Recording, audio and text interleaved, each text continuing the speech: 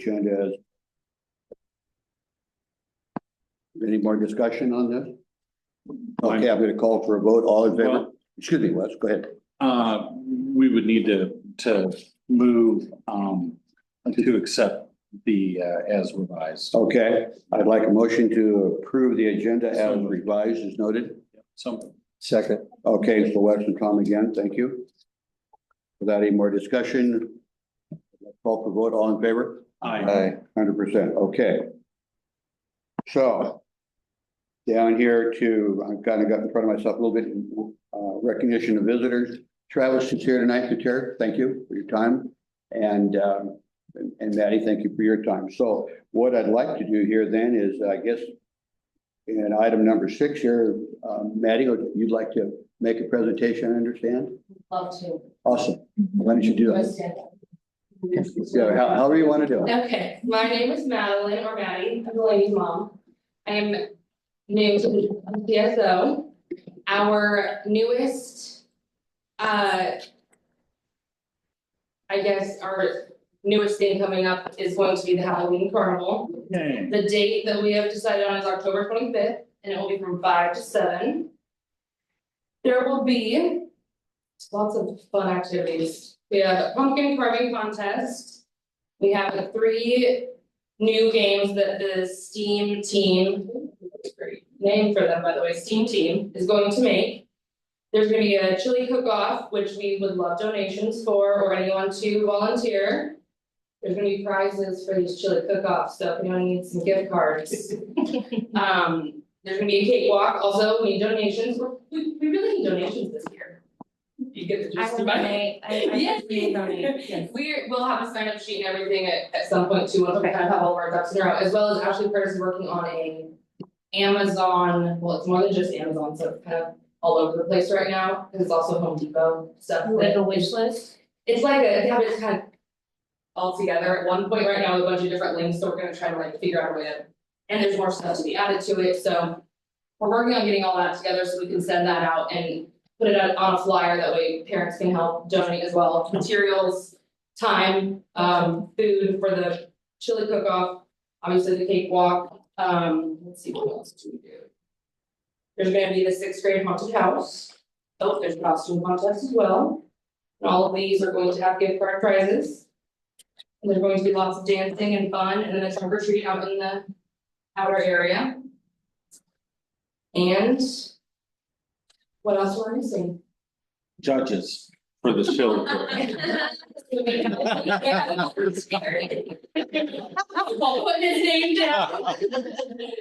But yeah, so definitely donations for decorations, we kind of have to start from the very beginning, all of our games and donations or decorations have kind of been worn out, and so that's a big thing. And then just spreading the word about donating food for the chili and the cakewalk, and I believe that's all. Yeah. Okay. You gonna do a haunted house at all, or? The 6th grade is going to do a haunted house. I don't know a whole lot more about it, but Well, 6th graders are just scary anyway, right? that's all you need, just line them up and let Yeah. them go through. 6th, 7th, 8th grade, their STEAM classes for the science, technology, engineering, arts and math have put together. Each one of them is doing kind of either one new carnival game or carnival activity. And they have kind of mapped out how they're going to build it, put it together, the costs, and all of that's going out in the list of things that we need to purchase for it. To get these new materials put in place for it. So the STEAM classes for our middle school are really helping.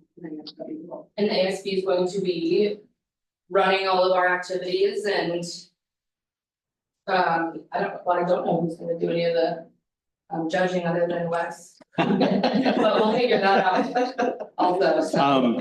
Just for historic context, in other Halloween carnivals, a lot of the same things were happening, and needing judges for like some of the desserts or whatever. And historically, it's been board members that would volunteer to do that. And so you should look to some of these guys. Awesome. I'll be there. As She's already on the volunteers. list. I'm all for it. So Yay. great. Yeah, And like I said, we'll have more information as we get more of it compiled and put it all on a flyer after working on, so. We'll make sure to get it out to you. The October 21st, that Monday. 20. Yes, yes. Meeting on the 21st. 21st is the next PTSO meeting to try to kind of like finalize Halloween or any questions or concerns we have at that point. And then I guess anything that's for the next one to talk about. Can I ask Yeah. what your budget is? What are you trying to raise? How much money are you trying to We raise? just have a raising budget.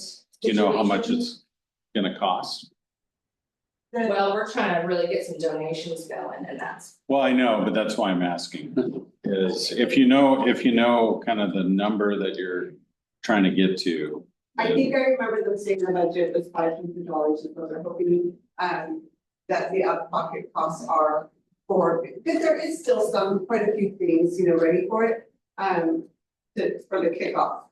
And then we look in years past, like even last year's, I think it was $350, I think they based their budget, if I remember right, and based off of similar years past. So you're looking for $500 in donations? They're saying that that's what's gonna cost them, the PTSO is Oh. gonna have to pay out about $500 to kick off the event. To kick off the event? Yes. Well, I'm willing to give 100. Call me in for 100. So is that 600 right here? Is that six? But is it? Generous. Is it? So I'll drop a check off to you. And, yeah, Yes. and but we got 600, right, from the board? I can donate 600. You want to do 600? No, sorry, I can donate to the 600. You want to do 100? Andrew, you want to? Do I hear six? We have six going on. Are we- So 100 each, right? So there you go. You're way above your kickback. Love it. Thank you guys, I appreciate it. I'll bet. requested to make sure that the decorations are for years to come. Like if you guys are gonna invest in something, I really hope that Oh, it's absolutely. coming for the years and other kids to One of enjoy it. the problems was that a few years ago, a lot of things, when they moved from the storage facility in Belfair to the storage facility, there were some things that weren't Yeah. stored correctly, and so there was they were pulling out last year a bunch of mold. And so a lot of things had to get off Gotcha. because of mildew and mold problems. I just don't want cardboard is. Totally. Like that. Comes a meeting on the 21st. 5:30. 5:30, yes. Okay, well, aren't you glad you came? I am, to spread the info. Yeah. Well, we Yes. appreciate you coming. This Thank is, you guys. this is gonna bridge the gap, Yes, I'm all it's for this, important. And, we really need this community to come together and I'm really happy you came. Thank you. Communication is key. Yep, yep. That's what we're learning, isn't Thank you it? so much. Yes, thank you guys. Have a good Thank evening. you for your time, Maddie. Too. Thank you so much. Okay, so we're down now to item number 7 on the agenda. Our legislative visit, Travis. So Tom, you've been working with Travis here. Do you want to introduce the kind of the agenda that you had worked up?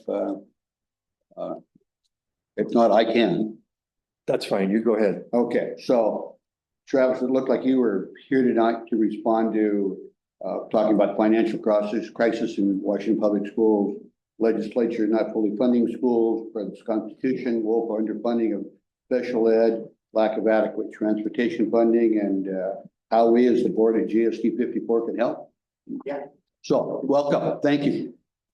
All right, thank you. I will try to keep it short because some of us have dinner plans. Not naming any names. So I'm Travis Couture, State Representative, 35th District. Thanks for having me out again. Thank you, Tom, for inviting me. It's no question to you that schools across Washington State are going through a myriad of financial crises. Now, just to try to keep it a little bit brief so you can ask me questions if you so choose. There's multiple proposals being pushed around for the next legislative session as far as funding is concerned. And I want to really break apart in your mind policy and funding. Sometimes they go together, sometimes policy costs money, right? But really when you're talking about expenditures coming from one of my committees, the House Appropriation Committee, that's kind of on one side, and then other policies which could potentially have cost drivers or potentially savings, which we rarely ever see in Olympia, could come from the policy side as well. So first talking about the financial side of things, of course, it's a tough nut to crack, right? The first thing I want to tell you is that the revenue forecasts for the state of Washington are going down, right? The economy is hitting hard, a lot of people at home, and because of that, revenues are projected to go down. Right now, we have a roughly $75 billion budget, and as was noted, a little bit less than half of that is spent on our state's constitutional paramount duty, which is education, right? Now, many people would say at least 50% would be the threshold to really claim that this is your paramount duty and you're fully funding something. I think it's a lot of people's wish in the legislature, probably bipartisanly, to respect that paramount duty and to make sure that we are fully funding our schools. But that comes up to the brick wall of our revenues, right? And especially in times like this for our families on the ground.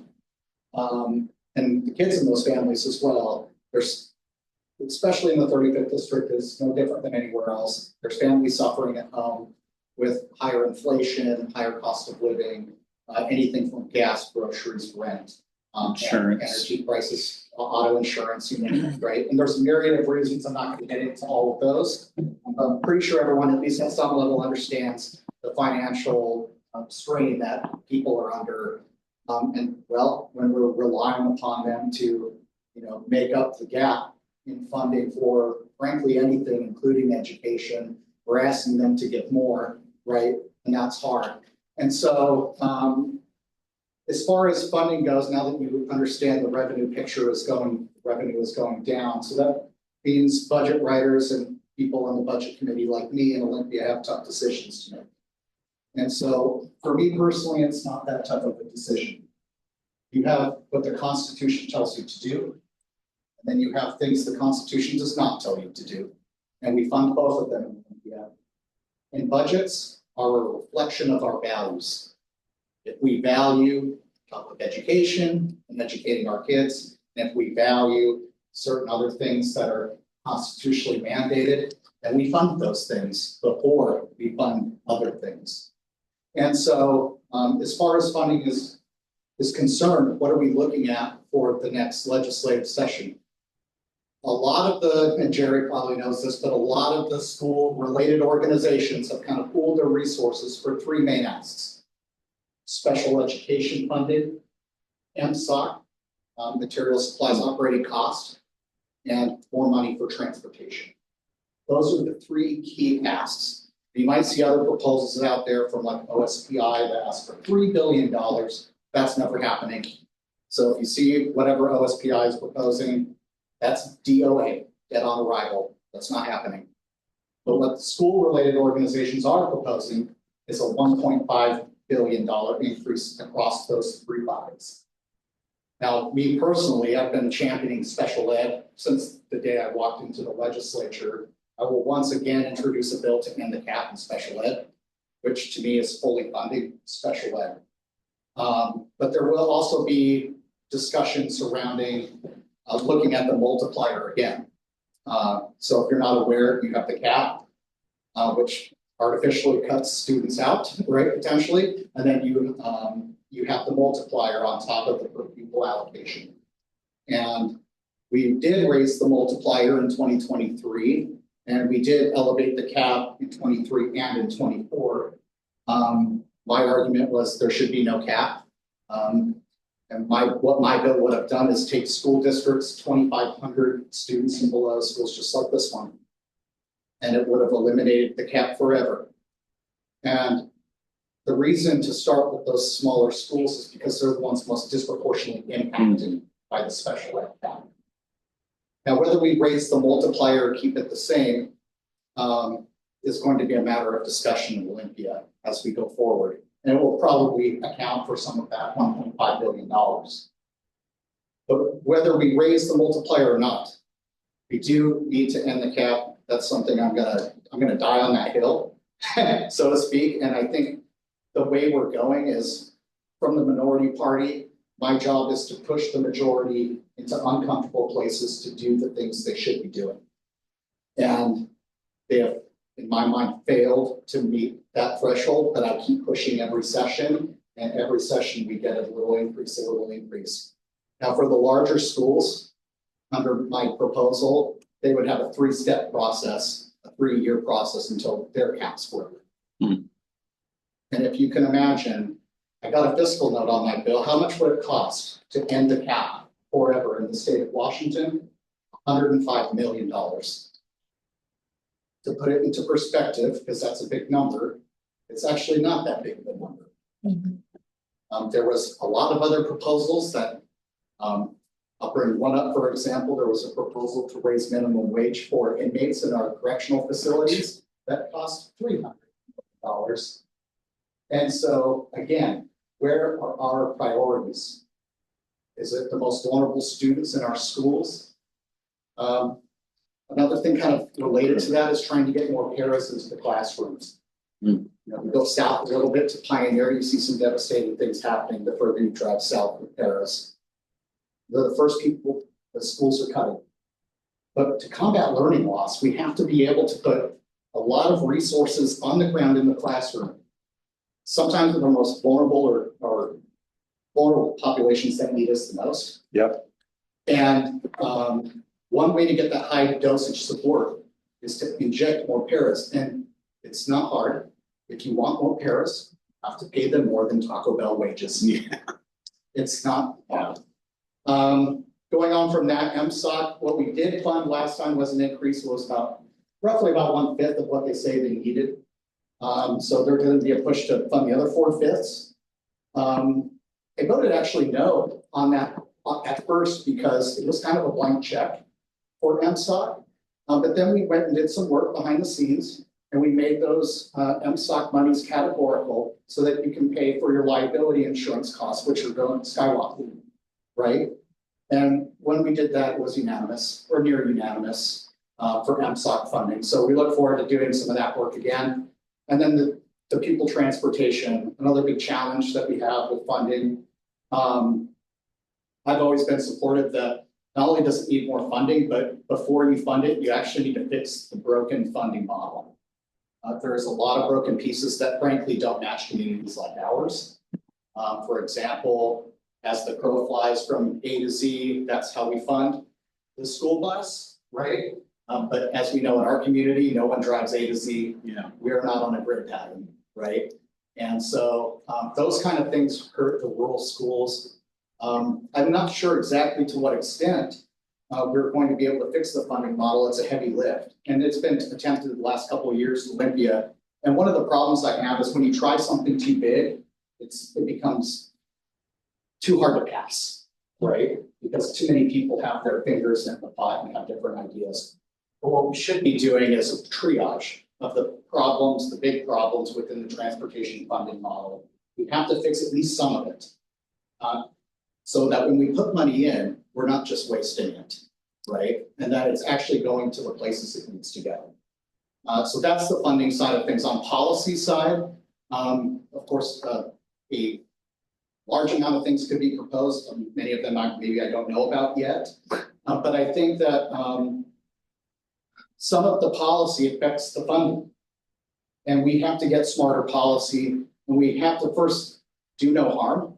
We have to make sure that legislators in Olympia aren't creating more mandates, more rules, more hidden costs for schools that they then have to comply with, especially the small ones. What I'm afraid of is the big C word, consolidation. You see it happening in Seattle Public Schools right now. And you know what? They're first schools to go, schools just like this one, the first ones to go. And we don't want to lose our small rural schools. I use Grapeview as an example, and it's like the shining gem of the 35th district as far as K-8 schools for public schools. And what we need to focus on is, I think, and you will see a renewed focus on student mental health.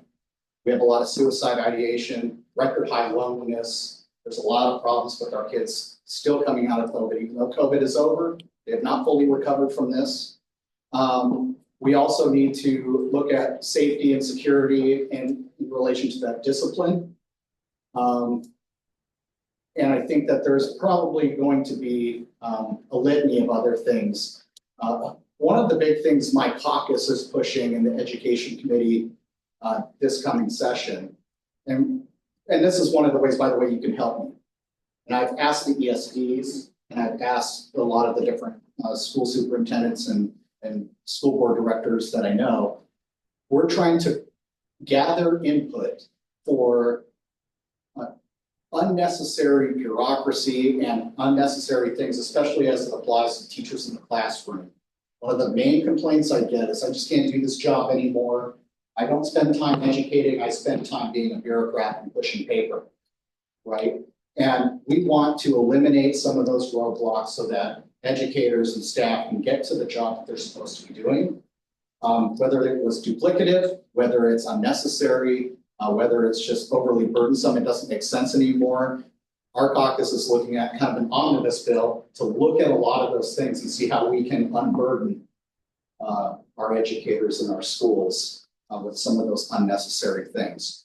And so the more input I get from all of you, we'll be able to cut or measure twice and cut once, right? If you leave it up to politicians to decide what is unnecessary to you, that could be dangerous.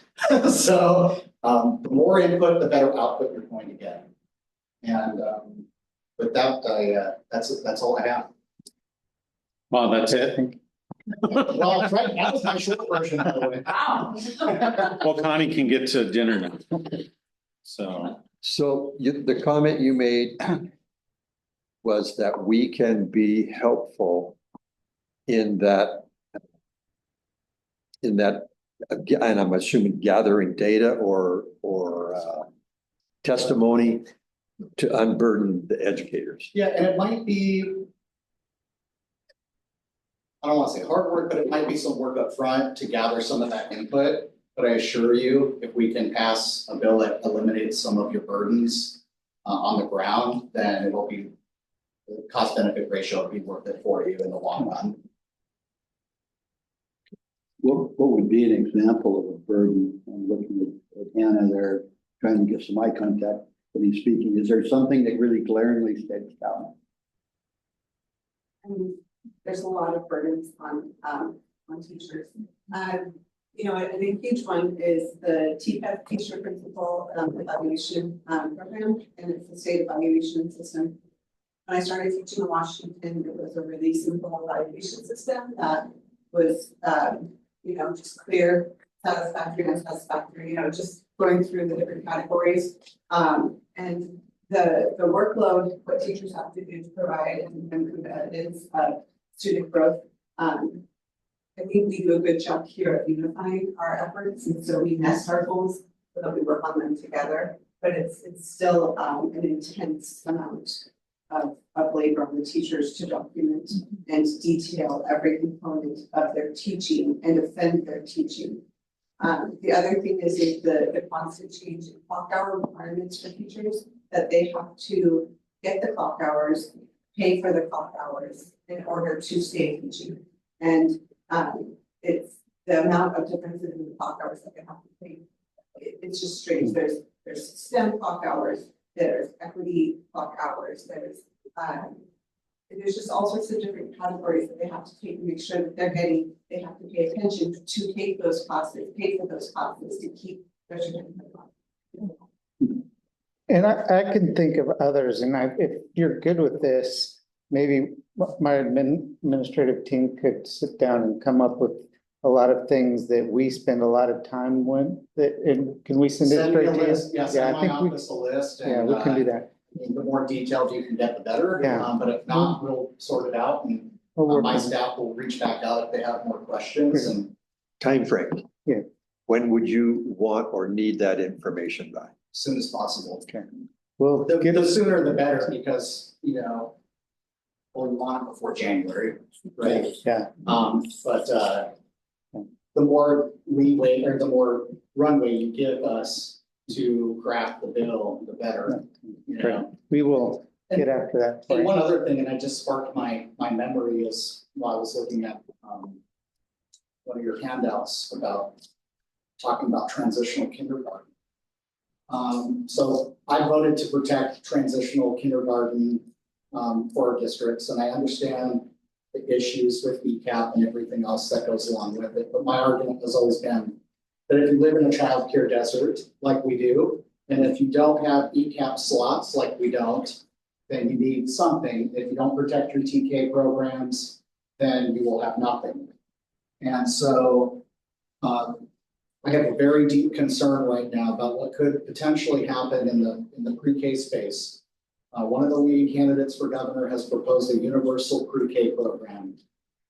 Universal pre-K is not a term that we use. We use either transitional kindergarten or we use ECAP or Head Start, right? And so it's a little unknown, but what does a universal pre-K program, well, one, how much does that cost? But two, what does that mean for our existing transitional kindergarten programs? Are we, is this a major expansion of ECAP and to get rid of TK? Or is this to get rid of ECAP and basically create a universal TK? Or is this some third rail of something completely different? And it's a little ambiguous, so you don't really know. But the way that the language is framed, it leads you to wonder what could potentially happen to our TK programs. And obviously, we'll have a new governor one way or another in January. And there's more than there's at least bare minimum a 50% chance that the one I'm talking about goes forward with these plans. And what does that mean? So this is something, especially as you have a TK program, it's one of the number one things I heard from Grapeview teachers that emailed me to protect that program, and I did. It's something to keep an eye on, to see how those plans develop, especially because in January with a slew of new statewide elected officials, it's going to be going fast and furious, right? For them to staff up and start putting out their plans and budget requests. It'll be like a whirlwind. So that's something for y'all to keep an eye on, your TK programs. In your comments earlier, thank you for the, in your comments earlier about the cap on special ed, we have one particular heralded case here. I believe it's like over 100,000 for just one particular child. And in what you commented on with that, typically it's 20,000 per student. And that other 80,000, is that what you're saying would be covered if that cap was removed, or is it a portion of that? The cap, so the per pupil allocation, you would still get the regular basic ed allocation plus a multiplier, and there's different multipliers, right? So maybe you get the bigger multiplier. But this is exactly why we have something called safety net, right? So you can apply for safety net, which by the way is difficult. We tried to clean that up a little bit last session to make it a little bit easier. You have safety net and things like that for these larger populations. So I didn't really go into, but what my proposal would also do is end the cap for any school that has to apply for safety net, and end the cap for any school with a high population of military children. Yeah. Because that's also, as we're bookended by McCord and NBK, that's a problem for some of our communities. Yeah, thank you for that, because the cap on the percentage of students, in no district that I've worked in have we met that cap, right? We've always been below that. But we have, in everywhere I've been, we've hit many students that are high need students that cost way more than we get. Yeah. So that safety net expansion. And the problem is that if you have students above, what is it, 16% now? That's the cap percentage now. So if you have 100 students and 20 of them are identified special ed, and your cap is 16%, that means 4 kids get left behind.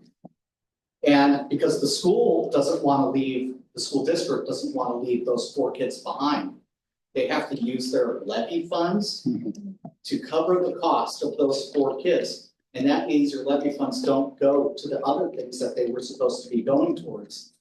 And so this is a way in which, and I'm going to just rip off the Band-Aid and say it, that this is a way in the state of Washington rips off school districts and families. Yeah.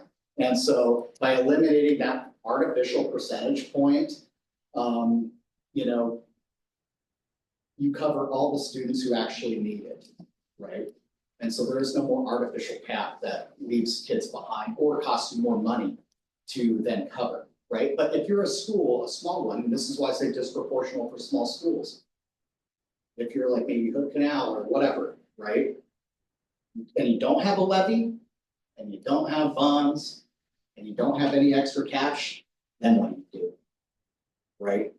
And especially as we near this financial cliff for schools, where everything is extra expensive and really hard right now, especially coming out of not having ESSER funds anymore, Right. right? And which, by the way, I don't know to any extent in which Grapeview has done this or not, but some schools create permanent structure with temporary funds. Yeah, Don't do that. no, Don't did. create permanent structure with temporary funds. Some schools did that and they're the ones suffering pretty hard right now. And so, that's how the cap works. The multiplier is just whatever the per pupil is times 1 point, whatever it is. Additional money. just so you know, we did. Yeah. You guys are smart. I like the meat and potatoes things we can do, gather data, et cetera, et cetera. What can we do as a board? How can we attempt to influence the decision-making in Olympia? I would say starting in January, or I'm sorry, starting in December, you'll see pre-filed bills.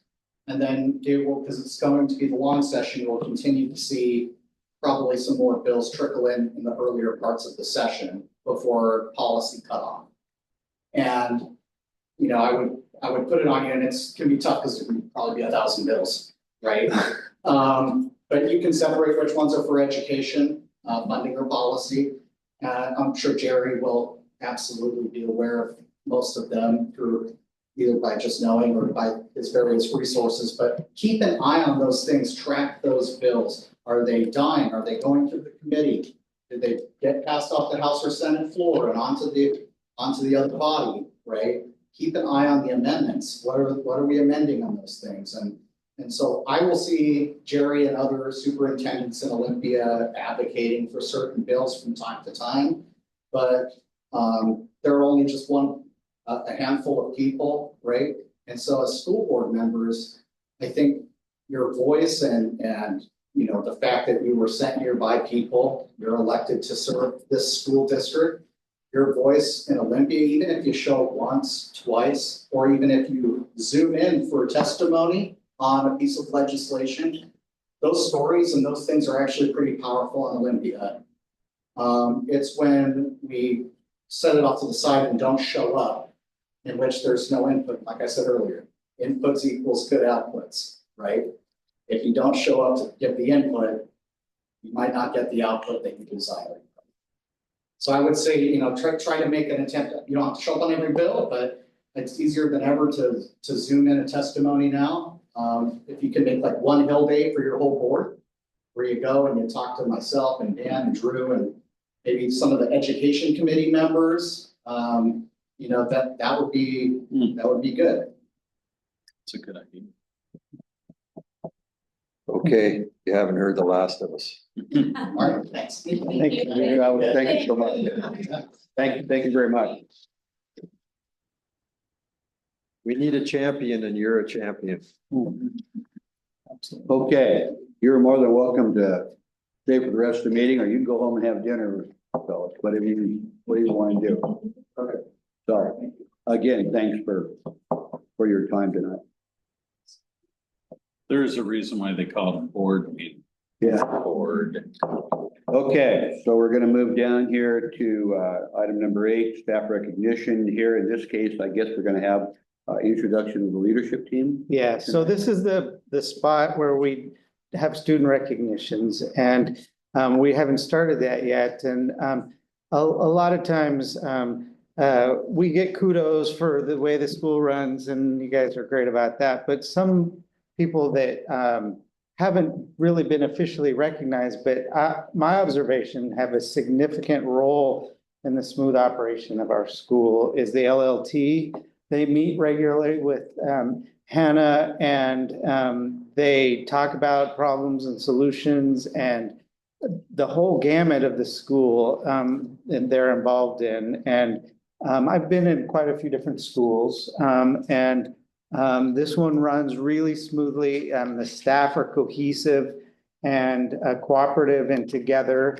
And I think a big piece of that is the structure of the LLT, the way it's ran, and the people that are participating in that. And so I wanted to make sure you guys knew who they were and knew that they have a big part of why the school is great. So that's Cindy, Megan, and Connie are on it currently, and over time there's been others, but they're here this time around. And I wanted to say for the board and to you, thank you for all the work you guys do to make this a great place. So thank you very much. You're not gonna get speeches. That was my speech. I don't know if they want to say. Say that Jane, because when he came in as our superintendent during the big remodel, it was something that after his first year, he said, this is really important here. Every other school district I've been at has had like a leadership team of educators that work together to work with the teachers, but also focus on the learning in the school. And we had a bunch of different teams, but we didn't have a learning team that was focused on student learning. And so we put it together. Connie and I were on it from day one, and it's just an amazing tool that we have here at the school. So we meet regularly once a week at 7:15 on Wednesday mornings, and they let me know the night before what's important for the agenda, like what they're hearing from teachers and what the teachers really need. And then we schedule our PLCs. In the summer. We meet twice to schedule all of the professional learning community for late start Mondays that we have. So those are scheduled throughout the whole year with intentional focus on professional development and what we need as a team and as a school. They set that schedule, they set that agenda, they set the tone of the school, those important things. But then also on top of it, our school improvement plan is designed by this team. So we spend a lot of time reviewing where do we need to change, how do we need to grow, what does our data show us, and then we make changes. And it's like in the beginning of the year in August, I came back from my trip and there's so much to do. And I remember just like sitting at my desk and what I'm going to do. And then the next day we had an 8-hour LLT meeting and we got through so much. It was the most productive time, and I felt it's such a huge weight lifted because this team carries so much of that load, and they're smart and they're capable, and they just take things on. So good job. Could we get each of the three to introduce themselves and just make a comment on a victory that they've experienced through this process? Yes. Megan, you're first. I'm Megan Pierce. I teach PE and health. And I lead the middle school team. A victory. I'm the newest member. I've only been at it, it's my second year. But I think communication. I've worked at other schools in South Seattle and other places, and I think a victory for this school is definitely the use of time. I think other schools have full group meetings often, and for us to be so small and for me just to go to the middle school team and get feedback and get directly to this team and solve the problems eliminates a ton of wasted time. It's just a very efficient way for us to communicate because we're so small and because we're also personal and we know each other so well. It's a real quick and efficient way to communicate needs, communicate issues, communicate concerns, celebrate victories, with our little groups that we have. That's really beneficial. Good. I'm Connie Summers, first grade. I've been on the LLT since before I started. So what, this is my 11th year? 12, something like that. Victory, there's been a lot over the years, but one is really seeing how specifically our SIP has gone from the school improvement plan of yesteryear was nothing compared to what we're doing now, and how we're literally looking at students and celebrating how much they've grown. And I think that has been wonderful. I've worked at other schools, I've worked in a very large district, and this has been, the school and the support has been a godsend. I couldn't imagine being anywhere else. Well, Oh, thank you. I'm Cindy Breeze. I don't know how many years I've been on the it's been with you since Josie left, so. And I'm really proud that people want to work here. And I think a lot of it has to do with how we solve problems as a team. And I think it says everything that people like to come to work every day and that they're proud of our school and that we love our school, and that shows in everything we do, so. okay. Excellent. Good job. Thank you. Thank you. Thanks for being spontaneous. So, All right, so so thank you for your hard work. Appreciate it. Thank you And for your- that's what it thank you for your time. You can go have dinner if you Why want. they- Yeah, it's time for dinner. Thank you. Okay. So, item number 9 on the agenda, staff presentation, Cindy Reed, student testing. That's why she didn't get up and leave. All right. The data, everyone loves the data, right? Numbers. As long as it's good day. Bad day, Good not so point. much. All right, so, this is last year's, so the end of, it's our 2023, 2024 SIP data for reading and math for Renaissance Place. So that's our diagnostic, it's our benchmark testing, so STAR reading and STAR math. Not SBA yet, that will come in Hannah's presentation in October of the SIP. So just to review, our goals in ELA transition to kindergarten were all about increasing endurance and attention span. It's really hard for them at first, but we want to focus on successful transitions from one activity to another and daily exposure to literacy. So that's our goal for TK. And then kindergarten through 8th grade, we set a goal that each class will have greater than 1 year's growth. So if they start off at a 4.0, we want to see them at 5.0, so a year, which would be like 5.9 because 9 months in a school year. And then this is an SBA goal, but we do have that data tonight, but we also wanted to have our ELA student growth percentile at or above 35%. Next in math, same thing for transition to kindergarten, except for we want daily exposure to numeracy in the academic setting. And the math is a little bit different for kindergarten and first grade because they do STAR literacy or early literacy, and that has numeracy and combined. And then 2nd and 8th grade still the greater than 1 year's growth. And then for SBA math, we wanted a growth percentile at or above 40%. I thought it would be helpful to go over what the student growth percentile is again. Just keep in mind that it's a way to measure how much a student has learned over time compared to their peers that scored similarly. So they can range anywhere from 1 to 99%. So the higher the number, the greater the growth. All right. And we put everything on one slide. This is what LLT worked on during one of our summer days. And you can kind of see.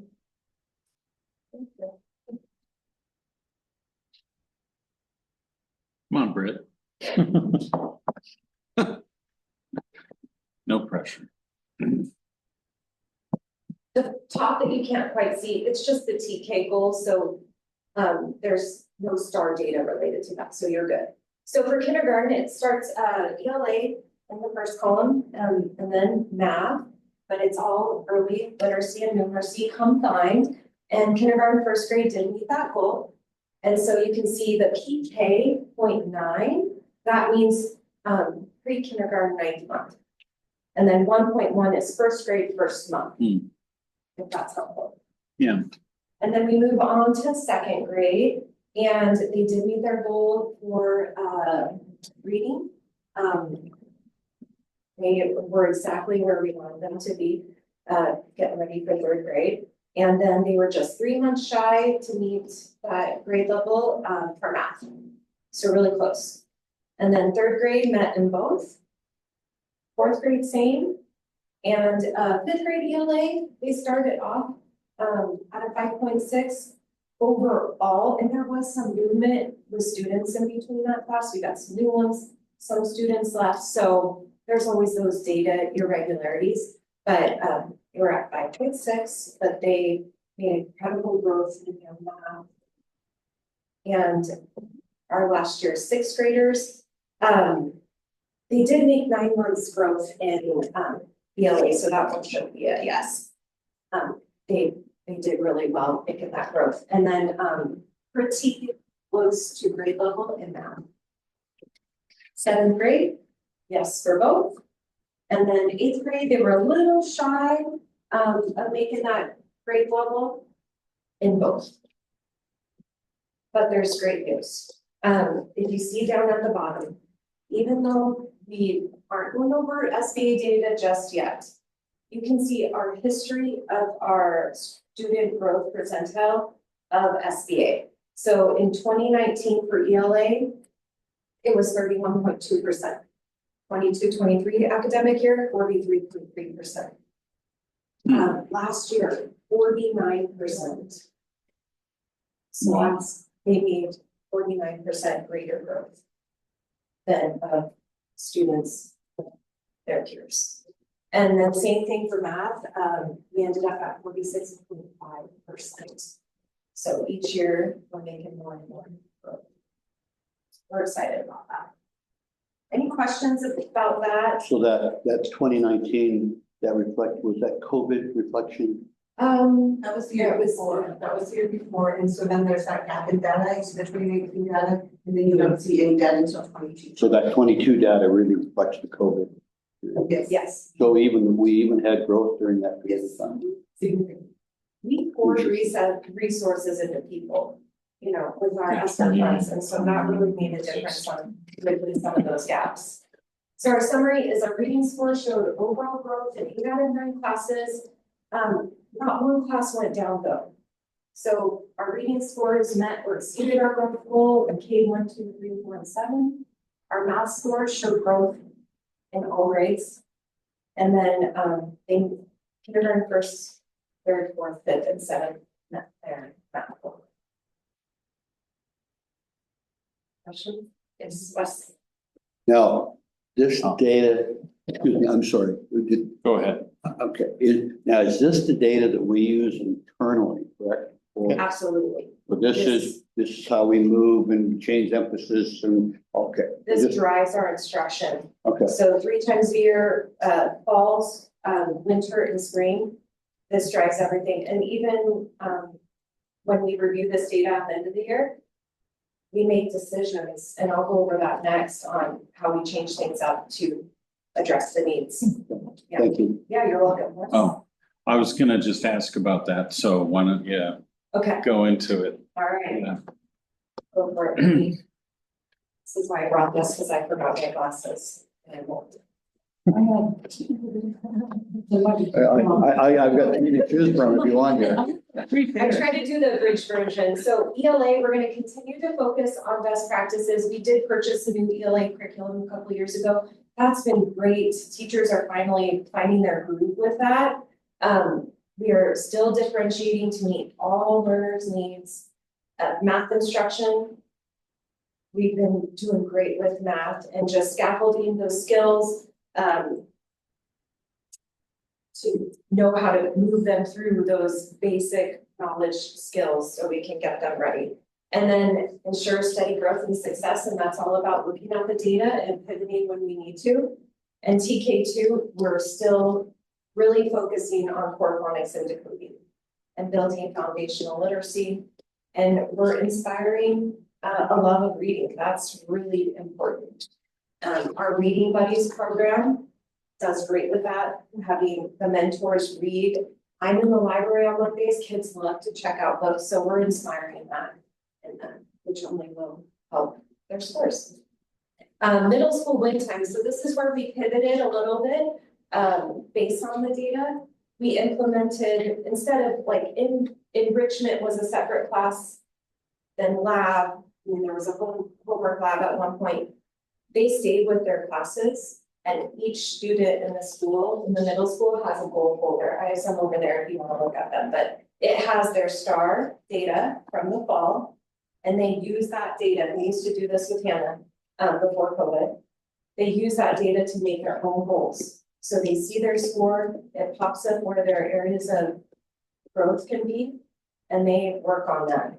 So it's targeted practice. And even those kids that are above grade level, they're still writing goals and they're still improving. So, and it makes them responsible, you know, for their own learning. So it's been good. Wes, did I answer your question in this or? Yes, kinda. I was trying to attribute what that high growth rate Yeah, could be from, and I know that we track individual progress. And so when somebody is moving more towards kind of a advanced placement, you know, we challenge them more, and when people are kind of falling behind, and sometimes students are at both in different subjects, right? yes.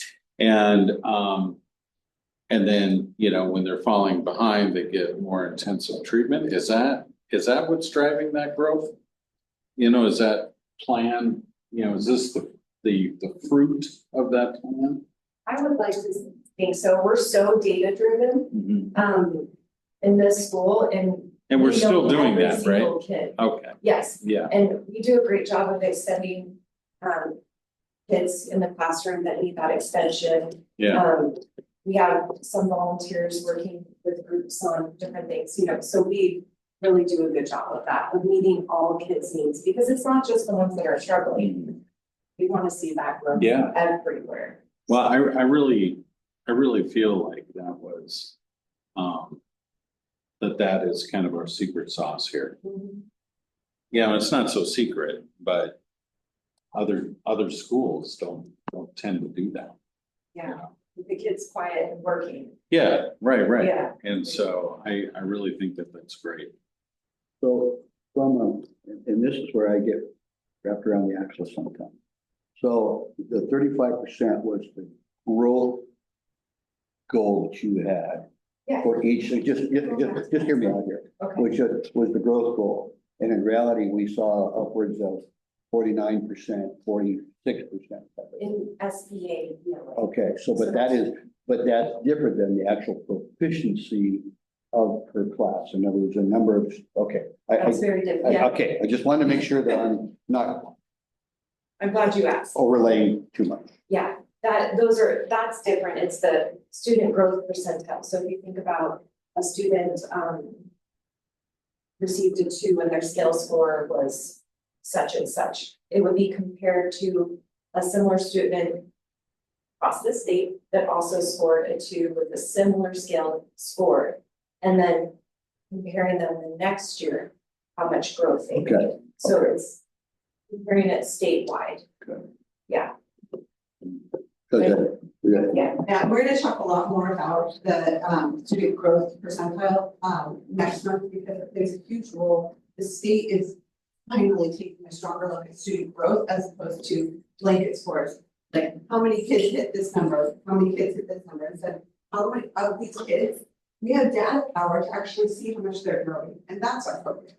That's what we're really focused on. So these percentiles, we're gonna talk a lot about, because it's driving our SIP right now that we're working on. In 2016, when I did legislative scholars, Chris Ragdoll came and spoke to us, and he was like, we're going with growth. You know, we're gonna focus on that, and they're finally changing the language, you know, years later because we need growth and not proficiency. Good.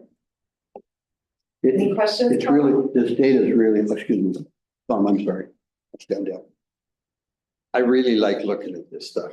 It's Yeah. really important for me and for the board to be able to sit down and kind of get a sense of all the things that we're doing and what kind of results we're getting out of those things. I'm just gonna make a quick comment. I know that's kind of an oxymoron coming from me.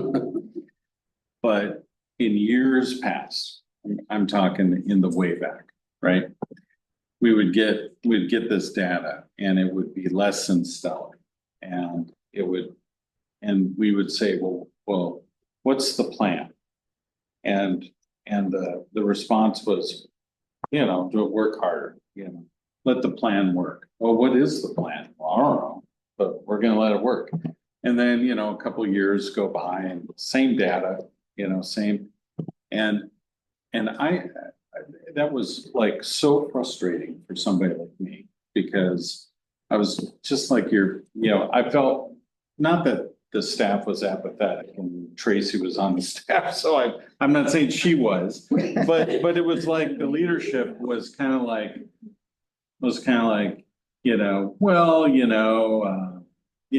the economy and, they use all the buzzwords and because of this. And I didn't like that. And now we've really gotten the right mix of leadership at the right time, plugging in the right skill sets into the right areas. And it's really great to see a plan actually in motion and actually, accomplishing things. And so it's just so refreshing to just really feel that. And I think we've been on that track for some time, but it's such a difference, And so anyway, really congratulations. We can't be afraid of bad data, right? No. The data, No. and it's like a growth Yeah. opportunity, just like we tell kids, so. It's a reality Yeah. check. The reality is some grades aren't at grade level, but we're working. I understand, like, you're right, we also have stellar teachers. You work hard and recruit and retain, really good teaching staff, and that's paying off. Oh, yeah, I've never say anything about, but it was the lack of, and it wasn't that the leadership didn't want it to improve, right? It was just that I don't think that they really had the vision for how it could improve. And honestly, I think Nick actually was a godsend for us, because he came in, worked with Hannah and brought this new system in that now we're all, building off of. And so, yeah, we should send them a fruit basket or something. On that too, some of that goes to Kurt as well. And if you've heard that as a team, Kurt had so many years of experience. Yeah. They brought in information from another realm that he had worked Right. in that company. Well, see, it's that skill sets, right? Exactly. That people learn and it just, we just got the right people, the right skills, the right vision all at the same time. And oh boy, wow. And look at what it does. Let's hope Jerry doesn't. So That's my goal. Could I get a copy of the slide sheet? Just put that in my goals. Don't ruin it, Jerry. Okay, so any more from the board? Nice job, Cindy, thank you. Okay, we're down to item number 10, announcements and recognition. It looks like we have another Camp Seymour agenda. So and then Professional Development Day, no school on the 7th. And the next board meeting is the 23rd of October. Okay, any other comments there before I move on? Question. Oh, go ahead. Today the 25th? By Yeah, golly, it is. They left today, Who's at Camp Seymour? 5th grade. 5th grade, and there with our 5th grade teacher, Ms. Rolson, and the other staff member that attended, because we sent 2 staff members, is Begina Chilson, that. Yeah. But Begina has a 5th grader, so she went as a staff member, and as a parent. Good. We'll want to hear about that next month. And they left this morning and you had to swim through the energy and it was thick. That physical location of that camp, It's, Camp Seymour, it's out in Peninsula. or keeping it, okay, Yeah, it's over by Gig Harbor. okay, That's very exciting. I will, there's a high possibility I will not be able to make the meeting in October. okay, Possibly Zoom, but I can't guarantee it. okay. All right, I'm gonna get down to the consent agenda then. Hang on. Excuse me? I'm in the same category for the October meeting as Wes is, and what I'm doing has nothing to do with what Wes does. But if you look at the shirt that I'm wearing today, the only week that I could get to go to Hawaii was I'll be in the air or maybe on the ground, depending on. My son's a pilot for Delta and my wife and I fly free. Nice. Wow. Now you're Stand by. showing off. Standby. And What could standby go wrong means with we that? go to the airport maybe the night before and see if we can get on a red eye. And if not, can we catch the first flight in the morning for the second flight, or do we have to fly through Los Angeles? I don't want to tell any more stories. All right, so we would have I'll be there, we would have a quorum, okay, we're doing business. It's funny you should say that, but I've got it down, I'll be here, so, okay. I'm gonna move on to the consent agenda. I'd like a motion to approve the consent agenda. So moved. Second. Wes and Tom, thank you.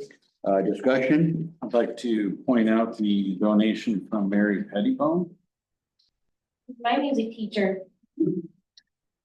which is Nice. very, very nice of her to do that. That's awesome. And the donation from Roy Watkins and Bruce Waxelman. Obviously helping out our performing arts department, which is always appreciated. And I just think that that's great that there's people willing to give their hard-earned money to our little school. Is Mary Pettibone still in the community? Thank you.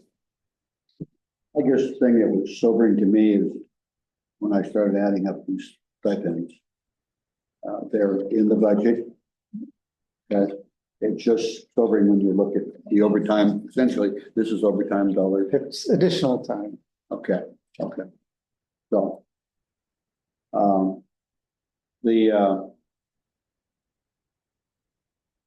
The direction, program director and the performing arts coordinator, these are all, it seems to me, performing arts, that's the lady that leads the whole drama, the piano player. Okay. All right. They're just serving a lot of money. Yeah, look at Did also- she, sorry, to Go interrupt. ahead. Did she get her keyboard, Miss Shannon? It's in the works. I drove it to Howard's Music last week and they're looking at it to use those funds that we did raise to make sure it's up to snuff. Okay, any more discussion here on the consent agenda? If there's not, I'm gonna call for a vote. All in favor? Aye. Aye, 100%. Okay, moving on here. We're down to the superintendent reports under item 12. Yeah. Give you my talking points there so you can. And there we go. That's for everybody. I was very pleased this couple weeks ago to learn that we had our first CTE course approved. I've been, I came to it with no experience other than just a desire to want to do that and see that it was a gap for our kids. So I started asking questions a couple of years ago, and if I'm anything, I'm persistent, and I kept after it, and we were able to get this month our first CTE course approved by the state of Washington. And we also, Katie was approved for a CET certification. So our video production course will fall under the state parameters for a career and technical ed course, which does drive some additional funds. It also means that our students will be entering their high school experience with having engaged in career and technical ed courses, like all the other middle school kids in our region. So there are some additional funds, and it also opened us up for a potential grant for equipment that I've applied for also. My goal is to expand that to other courses. I know that many school districts at middle level really embrace that.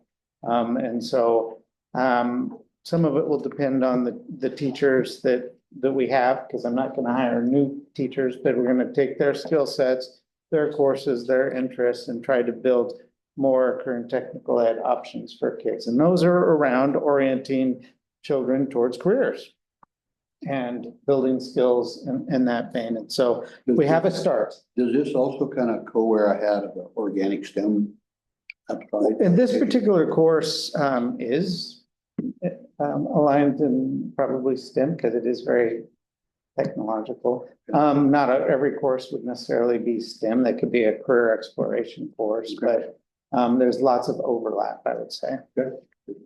Yeah. Looking for it. Yeah. And so that was exciting. More to come.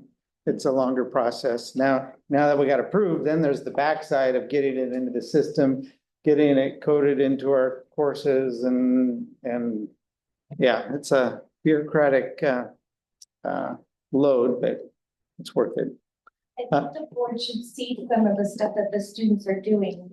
My son's in the video, what is it? Production, Yes. and it is so cute. It's so cute.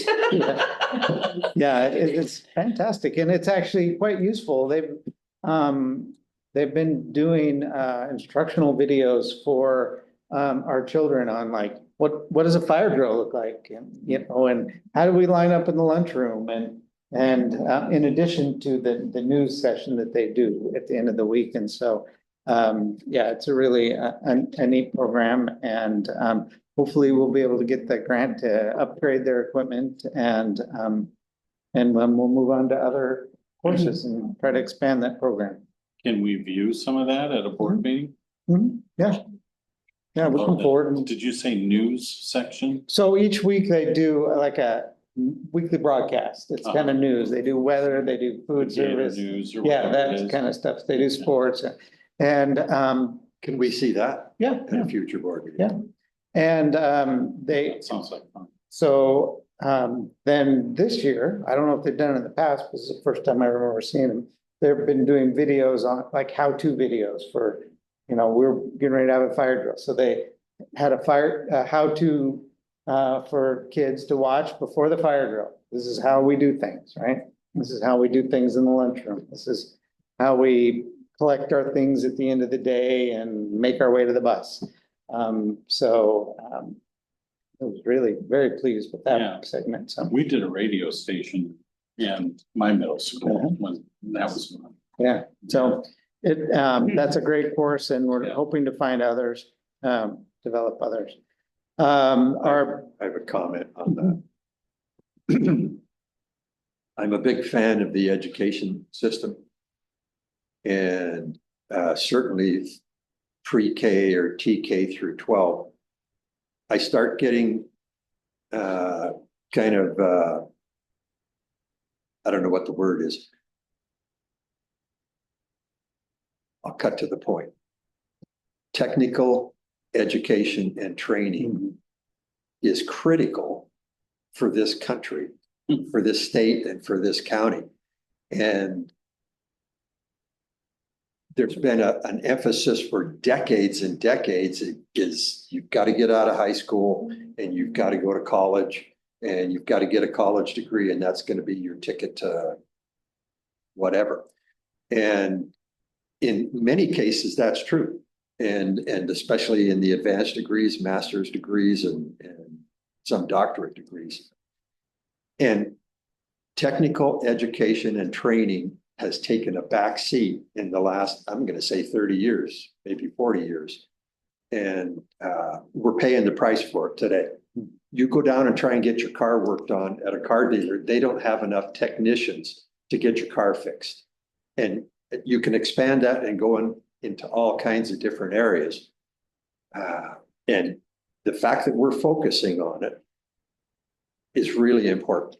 And there's when we get to the WASDA General Assembly, there's an emphasis to do just that. And I'm seeing more of it in the last couple of years, and I'm really excited about that because we need it. That's my comment. Thank you. Another big announcement, and which was one of the things that we were very anxiously working on last year and a half, is hiring a replacement for Tracy. So we have found a business manager, and she'll talk about it some more in a little bit in her skill set. But we have a transition schedule coming up. She'll be starting on the 23rd, and we have a plan for transition. And then Tracy will be stepping out into the retirement world, but she and I have been talking about negotiation for some additional contract time for her on the backside of that transition for questions and support and needs for the second half of the year, so that by the end of the year, our new business manager and myself might be prepared to run the place.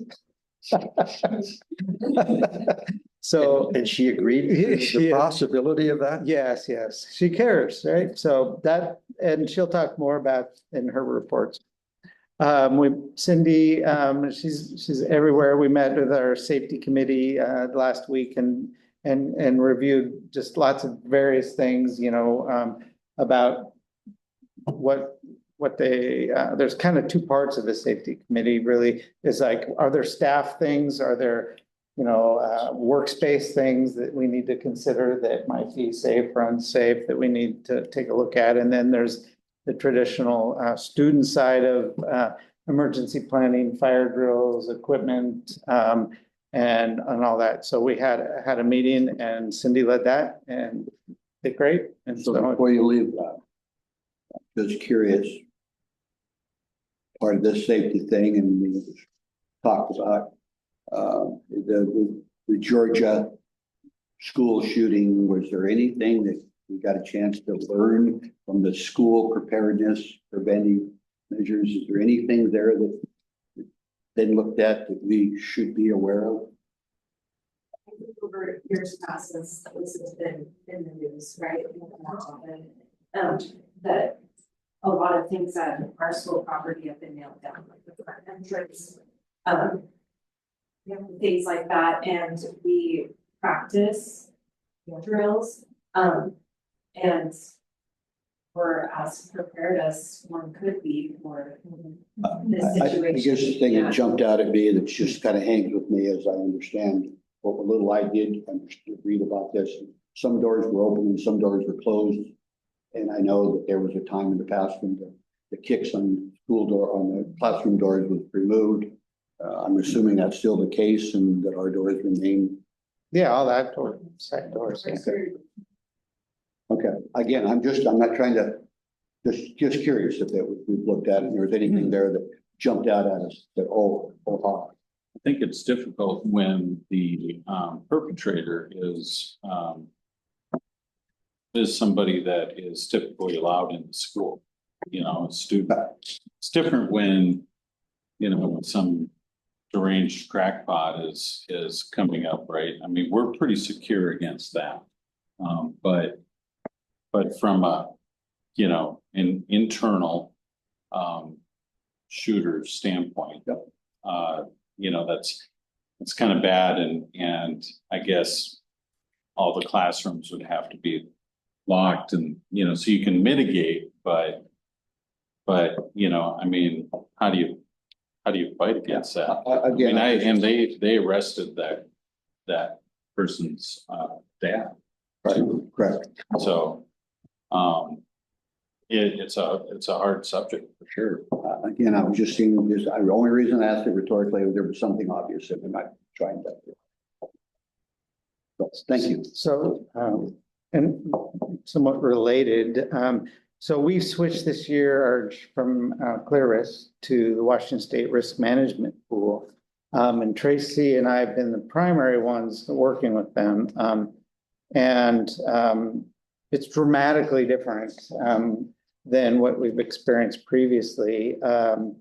They are so they're not necessarily an insurance company, they're a risk pool. So it's a group of school districts that collaborate together to kind of make sure we're covered. And so they're very proactive and in terms of providing trainings and resources. And one of the things that they do is they have every school is assigned a risk manager.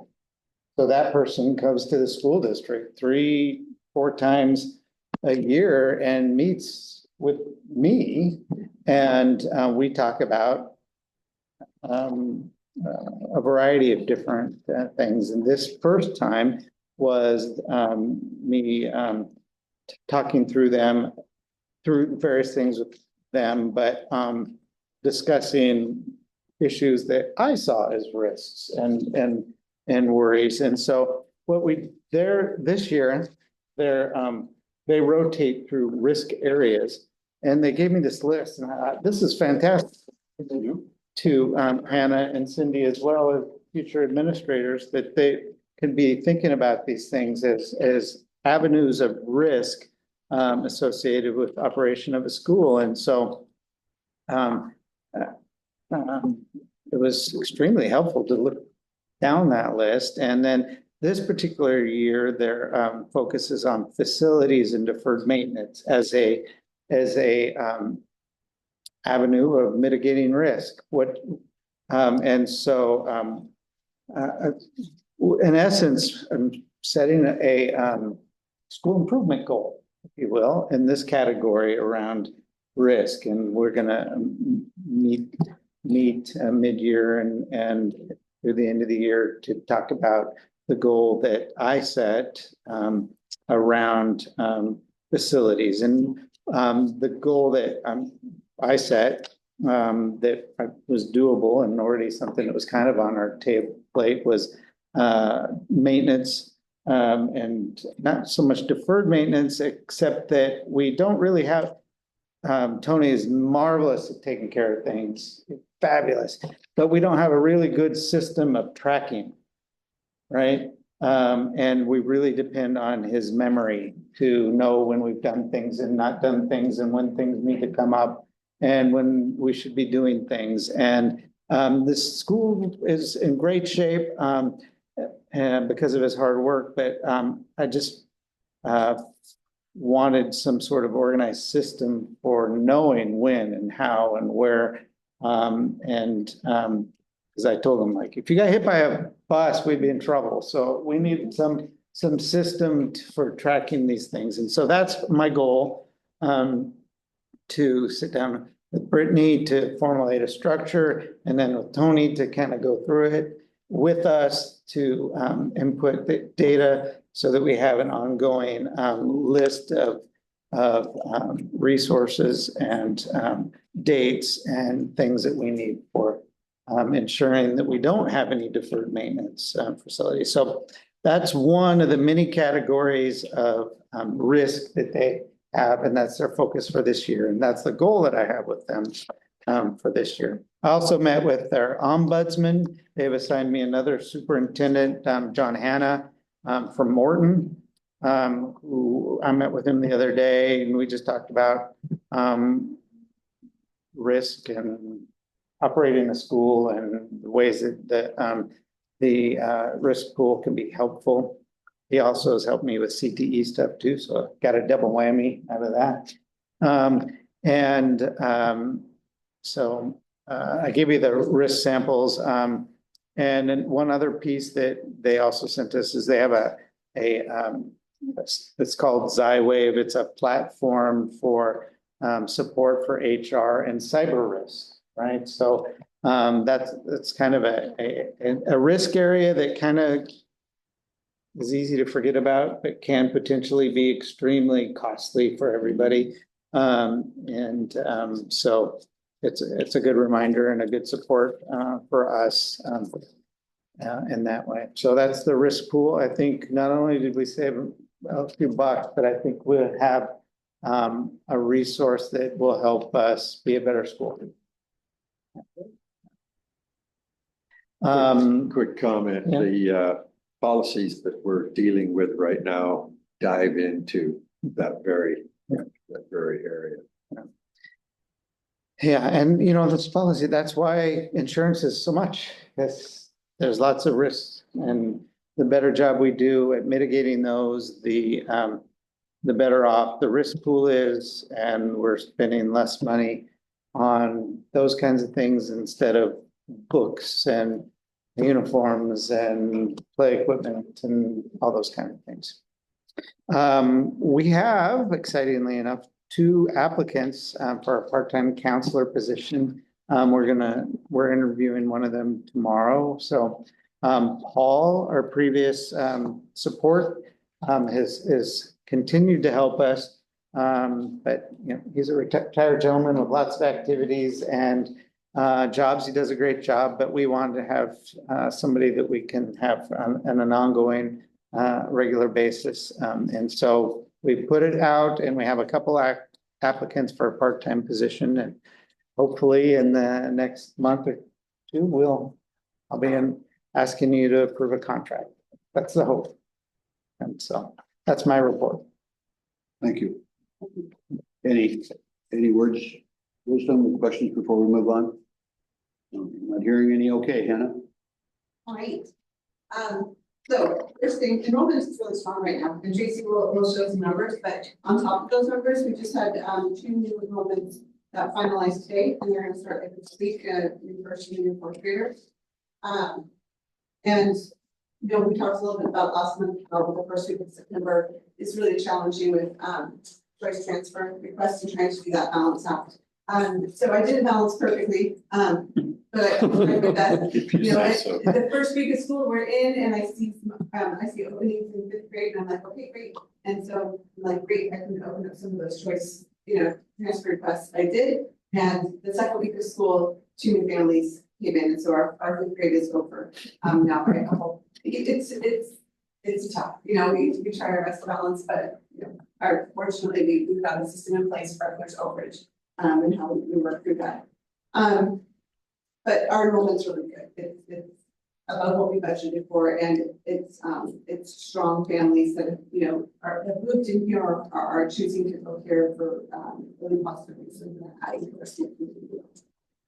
Fifth grade left this morning with Kids Seymour, and they're already having fun. I've been hearing about it even in the rain. I've been at Camp Seymour in sunshine. I've been at Camp Seymour in rain, and it's equally fun.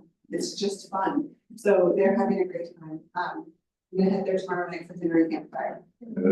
So the Thursday night, the kids they have so much more to tell me. Thursday night, so like Thursday, Wednesday night, they're so excited. So I'm excited to go and hang out with them for a while. See if they can't fight these kids. Volleyball, football is going strong. We had our first home games yesterday with Evergreen Christian School. Neither team won. Our JV football did tie, which was exciting.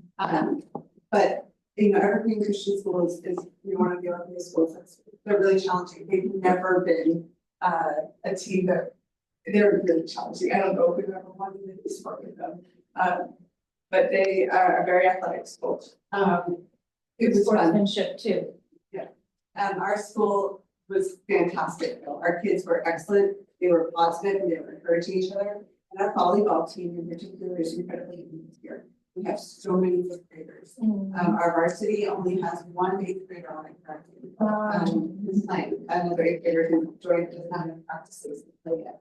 So it's exciting to see these young players come together and they were encouraging each other and staying really positive.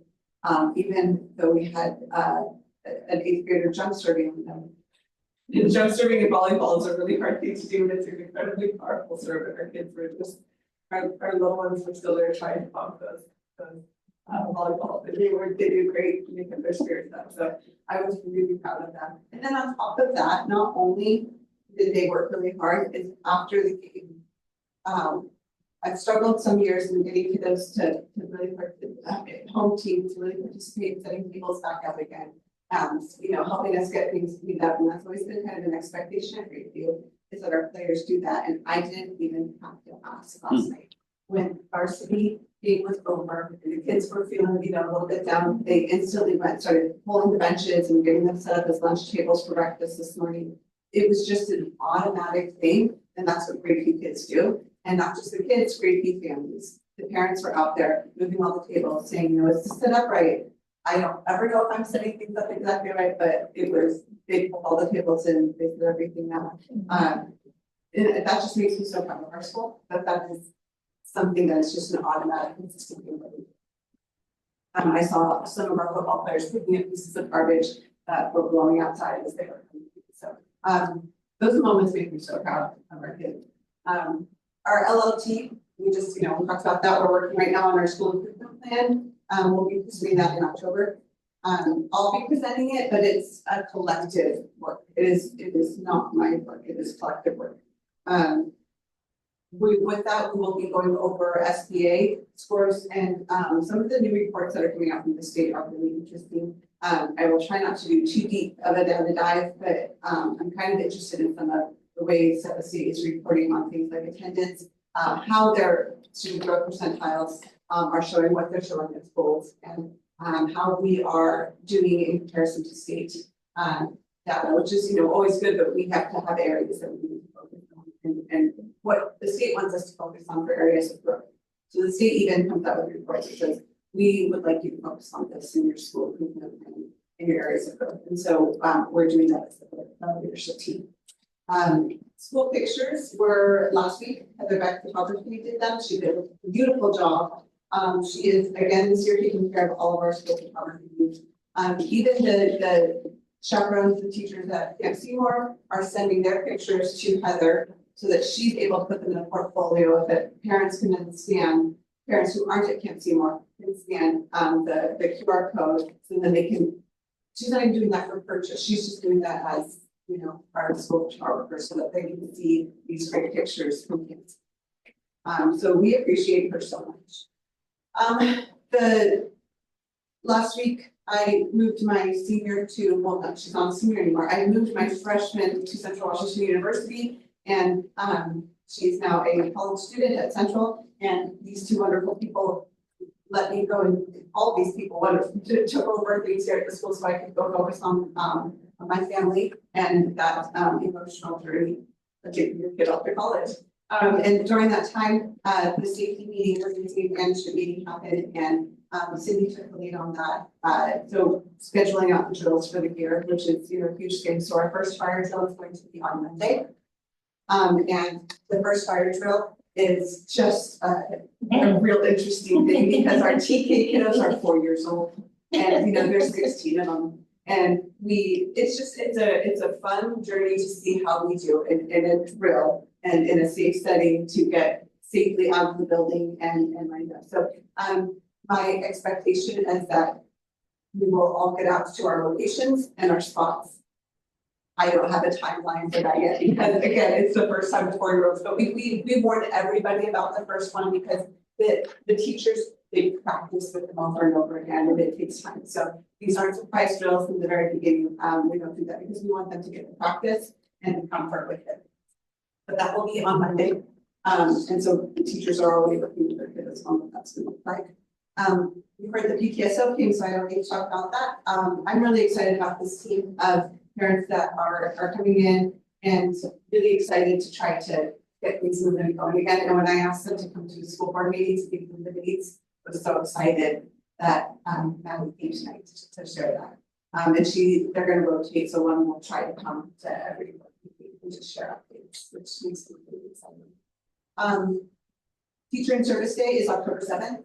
We are working on our TPEP, our Teacher Principal Evaluation Program system. We use the Danielson framework.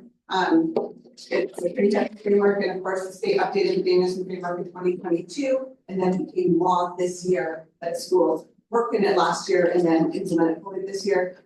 It's just a lot more data and paperwork for teachers, really. Yes, it does lead to great conversations about how to improve teaching. And that's what we're gonna focus on. And it's not a getcha model, it's not a, I mean, I'm sure it can be in some places, but that's not how we operate here. It's how are we gonna use this framework to support us in being stronger educators and supporting students and student growth. So we'll be working all day on that framework, setting student growth goals as a team, nesting them as a team so that we don't feel isolated and alone in setting these massive growth goals and providing evidence for them. And we'll work along with curriculum mapping because that's kind of a big piece of it. So teachers have their curriculum map for the year, but how does this support the student growth goals that we're setting? So it's really tying those instructions to the data that we're seeing. So we're excited for that day because it's an important day that teachers get to really work on this so that it's not just overhanging out there as well. Our middle school theater class is doing the Wizard of Oz. Tryouts for last week, callbacks for yesterday. I got to go and participate on that. So casting is happening right now. Miss Shannon is getting things ready. The Wizard of Oz was slightly more expensive rights than a lot of our plays that we've done in the past, and that really kind of sparked donations from people who really wanted to support kids and do these one of those shows that Miss Shannon puts together. So I'm really excited about this. The kids are pumped about doing the Wizard of Oz. So they're so excited about it, and there's just really neat things happening with the relationships that they're coming together to work on this. Kids who are quieter, we got some sixth graders that would never thought they wanted to do theater, that joined theater this year, and they are just on fire for this. So I'm really excited for that. That's all I've got. Thank you. Yes. When is the Wizard of Oz? Going to be in January, it's probably going to be the second weekend in January, but we'll have confirmed dates. Just let- So are you gonna use the kindergartners as munchkins? Oh my goodness. I think the class, it would be so cute. Maybe they can pull it up a little bit. I know the class is big enough that she's using every kiddo, you know, in the class, every kiddo has a part. That would be adorable. Yeah, and we're not craning in Glenda, right? Probably. So. I mean, we should talk about risk assessment. But I expect that you're probably gonna be loading up on a lot of Wildcat gear if she's going to Central, right? Well, so Chris and I are both Wildcats. Oh, okay. We're both alumni. Well, you know, that's where Claire went. Yes, we did Yeah. not pressure her to say, but we went to all the universities. She was really. You're like, oh, this Harvard, such a dump. Such a dump. Wow, look at Central, look. And it's breezy and, you know, clean and, oh, Yale, oh, you don't want it. Oh, God, you don't want to go there. And you love that we visited Central on a beautiful day. Yeah. We visited Western on a torrential downpour day. Well, you made the right choice. Yeah, between those two. Okay. Do Any you more have a here? major? Theater. Theater. Writing's really her. You know, that's what Claire theater studies. Pretty simple. Yep. Okay, gonna move on here if there's any more, anyone? Okay, Tracy, you're up. I have my report in front of you. And we closed the year, August 31st, with balances of the county treasurer and the general fund of $724,093.12. AFC $16,563.81. Capital projects $134,527.37. Transportation fund $239,463.67. And debt service of $572,826.50. For the month of September, which is the beginning of our next fiscal year, we have a beginning balance of $724.93.12. So that is above the projection of $571,940, which was our projected ending balance for last year. So I'm pleased that we are above that. That was my hope, and it turned out that way. Total revenues are at for this month projected at 255,982.64. Our payroll and benefits, our payroll benefits and vouchers totaled 148,516.56. So that's just over 10% of our budget, which is normal for this month. So we paid upfront, we pay our insurance bill, which is right around 80,000, almost 73,000 dollars. And so that's always a big month for bill payment. Our ending fund balance is projected at 531,559.20, and our reminds our reserve of 377,825. So that's our 9% reserve set aside. We're still in the black, which is really nice because a lot of times you end up in the negative with our discretionary balance, but we're at 153,734. Our enrollment. We recorded this month 222.7 FTE, and our budget, total budget including TK was 210. So we're 12.7 FTE of our budget. That's really great news. Perfect place to be, and spread out pretty nicely, and did a very good job. Good. I did want to talk about Andrea Cooper. We have a handout that behind your report. It's her resume. We interviewed her. Gosh, it seemed like a month ago. In August. Jeremy and I and Sherry. And as you can see, looking at her resume, she comes with some good education and some good experience. So she comes with experience from 2 larger districts, South Kitsap and Central Kitsap. Her most current employer was at South Kitsap School District. I keep saying South Kitsap and North Kitsap is what she did. At South Kitsap, she was the director of business services, so she worked under the assistant superintendent of finance, basically. And she has kind of summarized the areas that she has experience in, both there and at North Kitsap. So she does bring so the job here at Grapeview encompasses most every functional area in the business department of the school district. And so she is, has been certified through WASBO, which means as a school business official, which means that she's had 5 or more years experience in at least 5 functional areas of the school district. So that's pretty good. That's very good experience for us to bring somebody a good foundation to be able to take those skills and that experience and her education and spread it out to the other areas that she'll have. I was very excited and pleased to have somebody with this kind of background apply, at Grapeview. And I think for me also in the interview, I feel like that she has a passion for schools. She has a business background and her degree in business, and she could go anywhere. But how she kind of explained it was people don't realize that there's this whole other side to school, which is the business area. And so she said, when I discovered that, she feels lucky that she did, because it's a passion to be able to give and, to serve in a public arena when she gets to do that with kids. So it's part of an attitude you need to have when you come to a small district, because you'll wear many hats and you'll be varied at times, so you remain focused on what it's about. It's about the kids.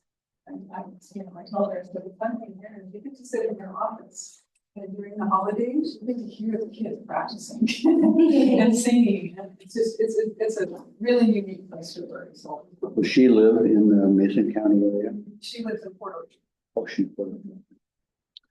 Can we ask questions? Yeah. Did she mention why she wanted to leave South Kitsap? She did. There was a couple of reasons why. One, they had budget issues there. And so I think there were 2 people that filled her position in the school. And she said that at one point her position was looked at for budget cuts. That didn't happen, but she felt like that would be something that would happen. Do you feel like, she's in it for the long haul? Cause her experience is about 4 to 5 years and then she moves on. You know, Wes, I wish I could say 100%. But did you get a feeling like she I was? did, I think she's, you know, she has experience in a large district, and it is different than being in a small district. And so I think in listening to her, she's ready to come to a place where she can kind of make it her own. You know, she'll be in charge of all of it. And I think, you know, she's ready to do that and wants to take on that challenge. So in as much as we know about her in an interview and a couple other conversations, she's very committed to wanting to come here and try it. So, but as far as staying for 22 years, I don't blame her at all for leaving the bank. right. I know about that. But yeah, okay, great. But It's not uncommon, for people that work at larger districts, there's a lot of positions and, you know, in the business arena in large school districts. And the reason I know that she moved from north to south was more money and more responsibility in the position, so, Closer to home too. yeah, closer. Okay, so, and as we get down through the agenda here, it looks like, we do have an action item here to approve. Okay. All right. And if approved, I did kind of summarize a little bit of what we would do. If she is approved by the board, we would bring her on every day, that's October 23rd. And, her first assignment would be a report that's called the SQ 75 personnel report that we send to the state. It helps raise funding for a school, which one of them, and our resources we're handling. And so when bringing her on board, we would just have her do that for the 24 school. So she would be working very modified scheduling, you know, a couple days a week, until the 1st of December, and then the plan would be to transition her completely into the business office, and I would move myself or in a closet somewhere and support or outside until the 13th. So Does she like the color purple? I think so. The movie or the she does like. If approved too, we certainly invite her to come to the board meeting, but now her 2 board members will be gone on the 23rd, but we would have her come down.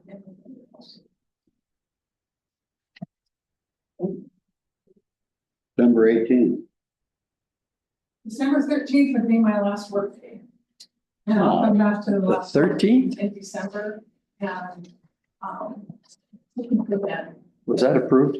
count December 13th, 2028. That needs to go before the board, by the way. well, I have vacation days. Okay. All right, I'm gonna move on here unless there's any additional questions. Okay, so we're down now to item number 14, new business and/or action items. So, first item there was the fall board retreat agenda, and Sherry, that was what we had talked about. I'm a little remiss here that we're floating around the table. Yeah, it's What we in our were- stack here. Is it my, was it on our stack? Okay, I love it.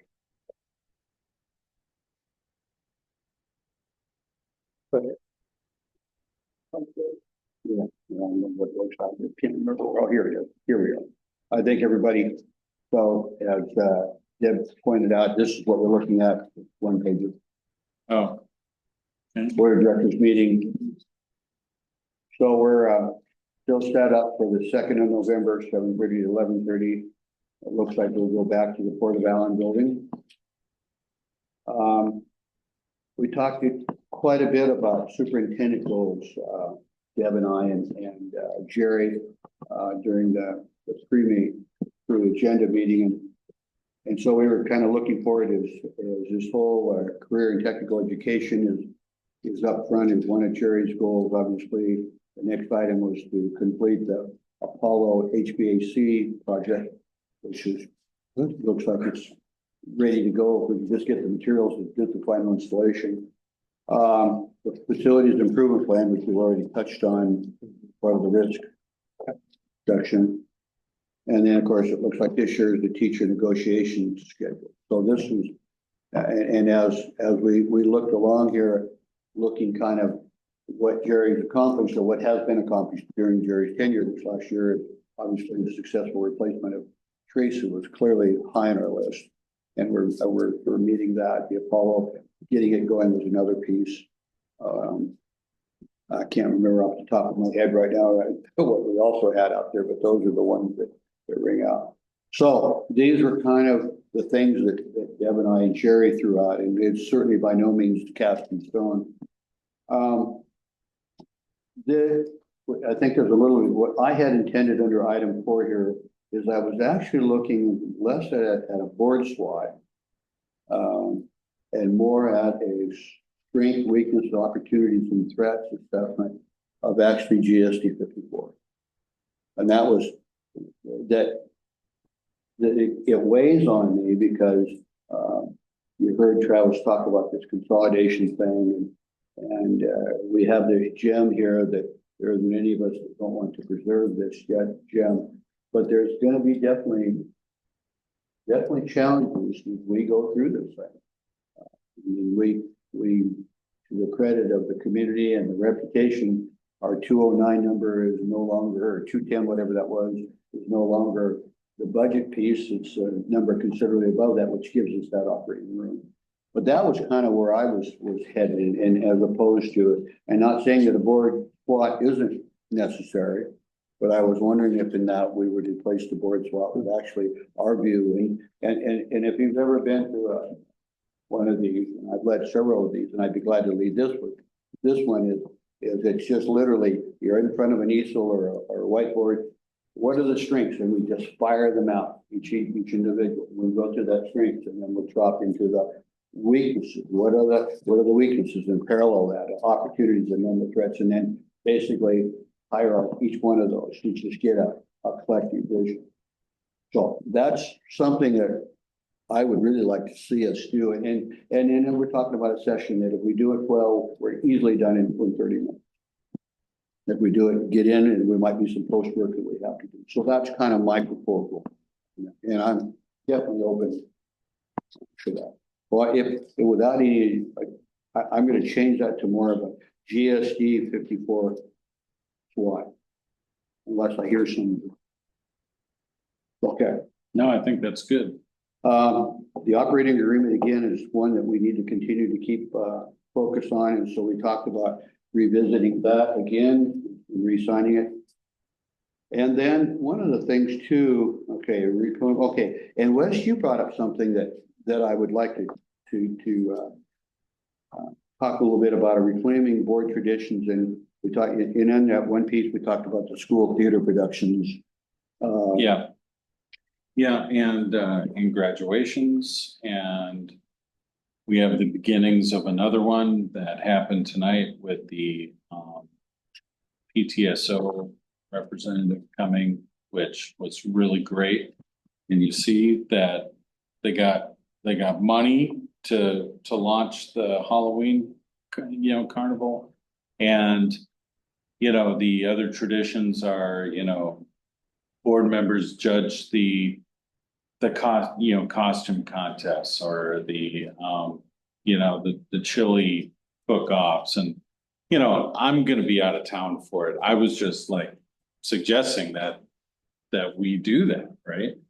And so those are some of the traditions that I think were lost during the years that shall not be named. But I do think we need to kind of reclaim our traditions here. That's so I'm looking forward to that discussion. Okay. And then one of the things that we also, Deb and I and Jerry were talking through, and this is an interesting piece that Anna, in particular, your leadership team, we did this. So gosh, Ellen was the proctor, or she was the facilitated the session. Jay was still here. Michael was on the board at the time, and Tim. hero. We did this, and I'm just really curious, looking back at this, does it meet our needs and does it need to reflect? It really does. We guide our SIP off of the strategic plan that was, done all those years ago. We still have similar, our motto is still the same, to engage and inspire. We talked about our, it's the beginning of our handbook, it's the beginning of our student handbooks that we get. So we definitely, still follow it. It would be worth a strategic, planning team, looking at getting something like that going.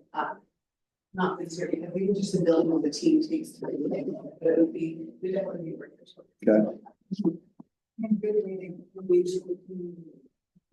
There's enough of Engage it. with the community and have them be part of it. And that's how I came into it at the time.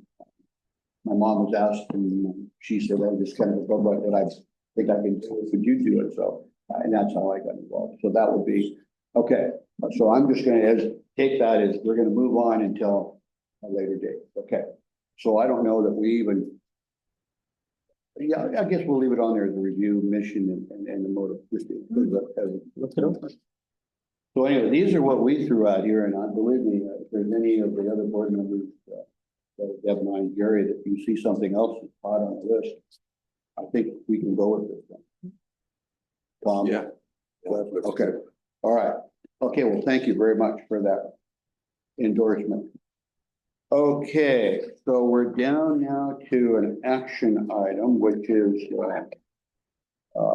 the Andrew Cooper, and that was attached to the back of so I'd like a motion to approve the employment contract for the new finance director, Andrea Cooper. So moved. So Wes, Second. Tom, discussion? Thank you for all your work. For the research, the work, really, thank you. Yeah, and How I many applicants did we have? I think two, but maybe three. so in That the sounds interesting. evaluation process, this person clearly, She rose to the top. okay. We had another applicant that was not doing this before. They did have a background, mostly on the student side. And then we had, leader and business, but hadn't really worked in the business side at all, but. How did you find her?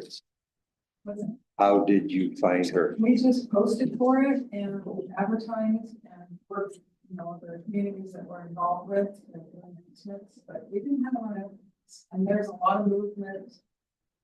I know that Chris, that we got Pioneer School District, ended up going to.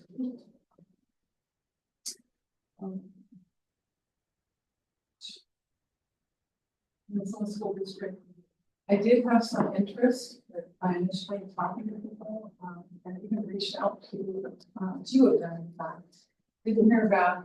I later heard after we closed and interviewed her, did hear from somebody that was interested in Mason County.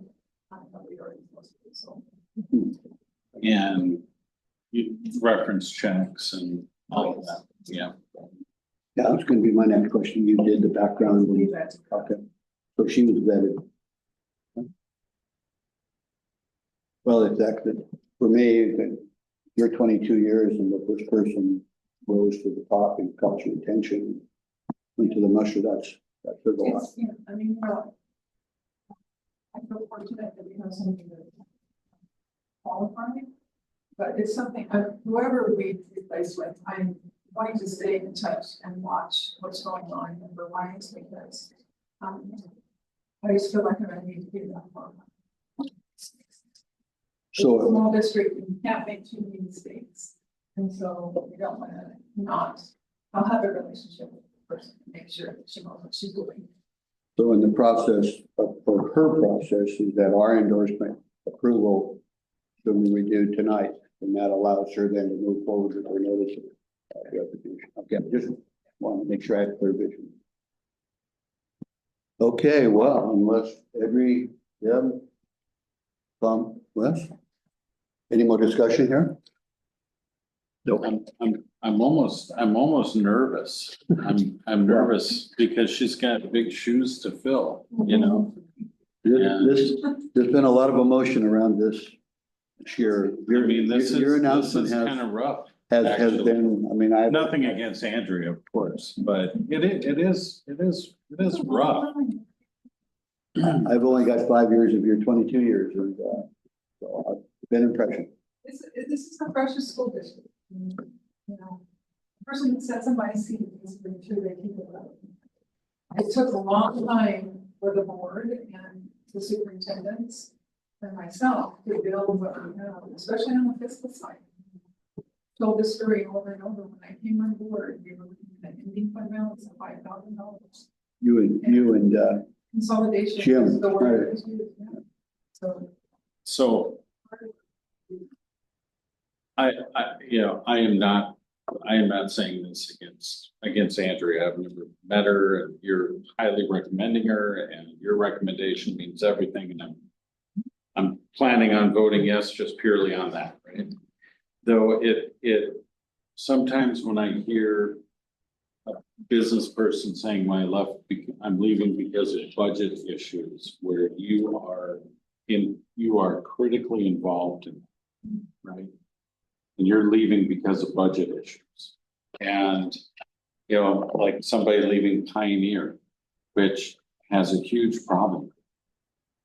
And moving to another, you know, you just you sort of, There's a lot of movement going. yeah. Superintendents and CFO resigning, so. But business managers have a important role, and boards are not micromanagers. Well, they shouldn't be.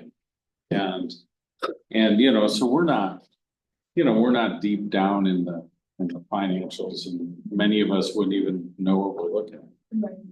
And so, when it's sort of like, So I'm saying history though was South, it's out, is they never, I think it's a 30-year period that they haven't passed it. And they struggle with their levies, so they have had ongoing. so it's more of a community support issue. Oh, yeah. Than Her like involvement with budget. That makes me feel large better. district, you have departments of it. So Yeah, okay, that will be her biggest challenge, that she has pieces of experience in those areas. And Yeah. And she has an education. too. okay, But putting it all together and being the one person, this will be a trial for her to know, I mean, if she's gonna be able to want to continue to do it. And so that's why I'm saying, will she be here forever? Yeah. I don't know, it will depend on this year and depend on her grit to want to take on what she's taking on. right. Do you think she's overqualified for it? Okay. All right. But you know what I was saying, it's like somebody leaving a sales management position and trying to get another sales management position because the sales were Right. down, right? And, it's like, And they have okay, this. so, In okay, this case, it's not. it's She a doesn't have that. community support. Yeah. Okay, well, that makes me feel better. All right, so I'm okay, ready to go. all right, so I'm gonna do this, so I'd like to go ahead and call, no more discussion, I'd like to call for a vote. I'm gonna call Wes, Yes, Tom, Yes. Edward, Yes. Deb, Yes. Les, yes, okay. Unanimous, 100%. yay. Thank you, All good right. job, well done. Another deliverable, good job. Okay. Boy, that's, It's a relief. it's a relief. Since the time that you announced your retirement, it's rolled around in the back of everybody's heads. What are we gonna do? And not just the board. You've been a fixture. And that's a compliment. I'm turning gray here. I have wrinkles and stuff. And Thank you. we have waited with anticipation through the search process and through all the conversations and you and the team, meaning everybody that's in here. As far as I'm concerned, you reached in the bag and pulled out a really good candidate. I've hired lots of people and I've been hired and not hired. It's a tough process. It's a very tough process. And you want to have enough information and enough, like ideally, let's say a dozen, if you had all dozen ingredients for your hire. And that's really hard to find. So if you get 8 or 9 of them and it looks good. And she also, I think, is willing, you know, she interviewed, she talked about the holes, the areas that she knows that she's gonna have to build her experience. And one of them is HR, you know, even though her degree, her minor is in human resource management, she's got her practice. Yeah. And so she knows that, you know, and so very nice. We'll work with her and get her the resources she needs. Yeah. I don't mean to correct Tom, but instead of fixture, maybe we should have said long-term asset to the district. Interesting. I don't know, I've had people look at me and go, when are you going? Oh. No. It was a compliment. Well intended. Thank you. Okay. So I'm gonna move on here, so that there one change that we talked about here in the agenda, there is that date. Change. Okay, so you'll catch that. Okay, thank you. Okay, Tom, we're down here to item 15 and legislative update. All right.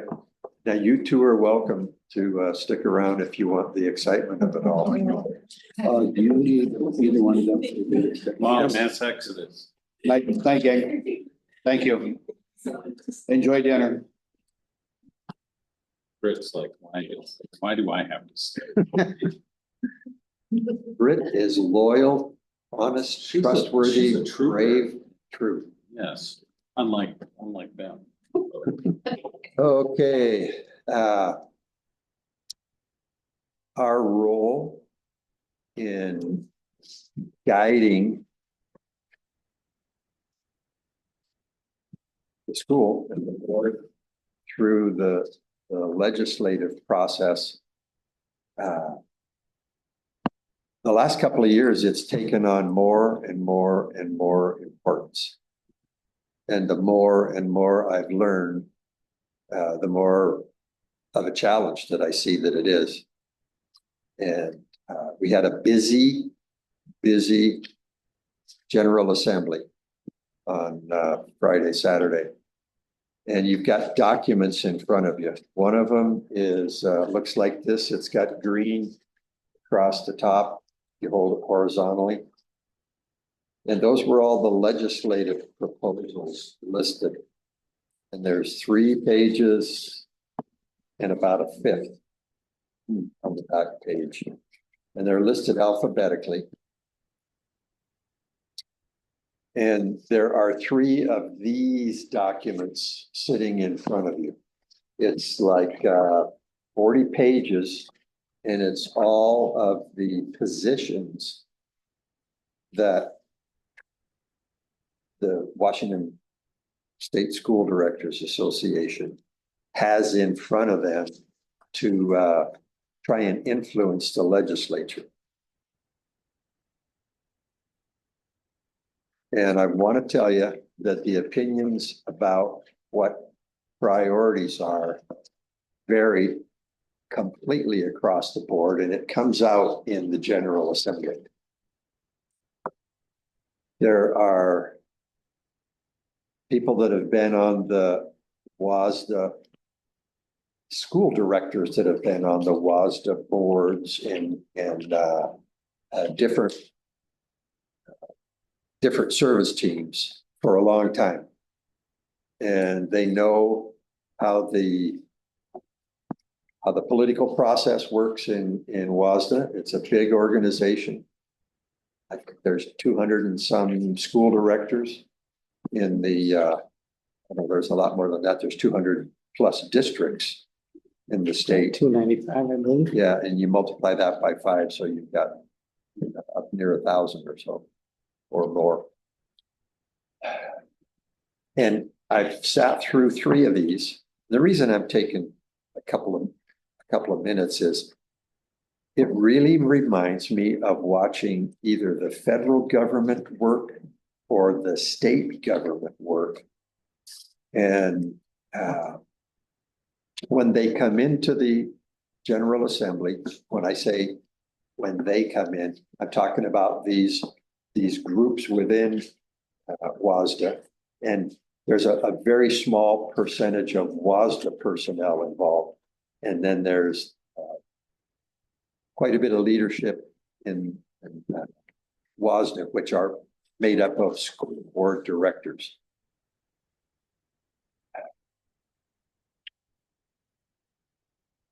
What did I say there was? Yeah. There's 40 pages of these positions. And then you've got one more document in front of you. And it's the top 10 priority WASDA positions according to Grapeview School. And they will take what we tell them for these top 10 priority positions, and they'll combine it with all the other boards that participate that way. And I tell you, there's some boards that they don't participate in WASDA. They certainly don't participate in the General Assembly. And I think there's a number of them that don't participate in the conference, the annual conference. They have the opportunity to, and whether it's, the size of the school and people's responsibilities, et cetera, et cetera. And I'm going to go back to what I said before. There's opinions on the horizon where the sun comes up and the horizon where the sun sets. There's a whole bunch of small school districts.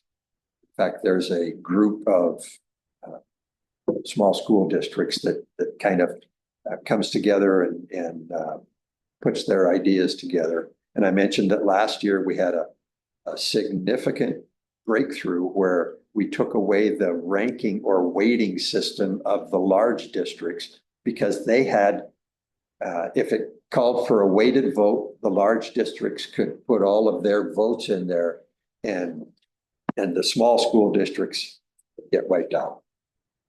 I think there's still some heartburn over the fact that the large districts lost that power.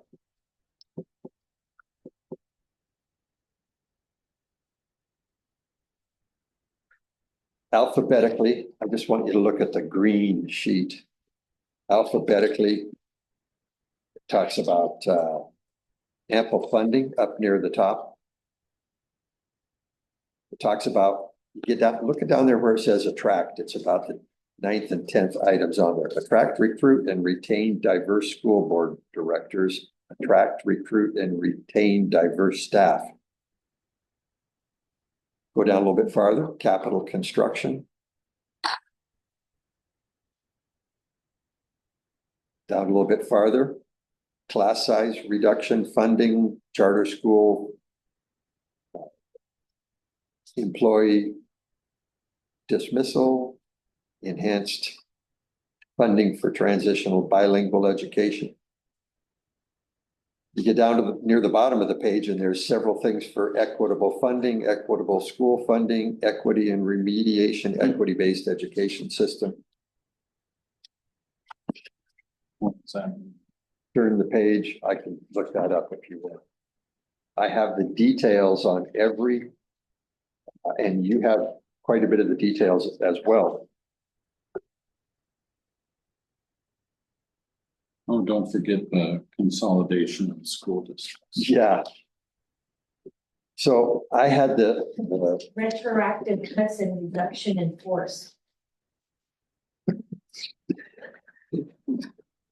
Yes, they have a position on that too. And if you looked at their positions on all of these 40 positions, you probably be in strong agreement with some of them, and you might be in antagonistic disagreement with some of them. and based on that, we have the ability. And we've talked about policies for a long time. We've studied policies, we've approved policies, we've revised policies. I like, tonight we had the strong benefit of having Travis here and hear him talk about his perspective and his encouragement that we aid and assist the committees that he's on, and that we have a board day at the legislature. I don't expect you to have to be ready to do everything involved. So we have a couple of options. By October 8th, which is 2 weeks from tonight, we have to submit our 10 priorities. And I believe we could probably come up with our 10 priorities tonight if you're willing to take 10 or 15 minutes to do it. Otherwise, you take home the information that you have, you look through it, you ask yourself some questions, and we would make another copy of this thick packet of positions. And then we try and connect it over the next couple of weeks outside of a board meeting, get your spot, get your thoughts. So what I'm going to do is I'm going to tell you what my top like 15 are. And if you look alphabetically on the green sheet, my top is fully funding education. And if you look on page 2 of that, they have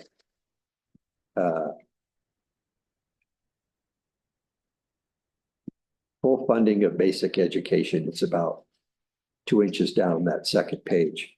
That's your number one. That's my number one. Okay. My number 2 is special education funding. So if you take the green sheet and go down alphabetically to SP. Support for special education programs. That's what you're talking about?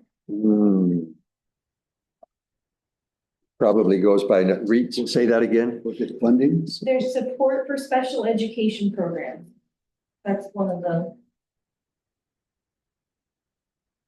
Put a mark next to that. okay. I think it's more specific to money. I don't see it under funding.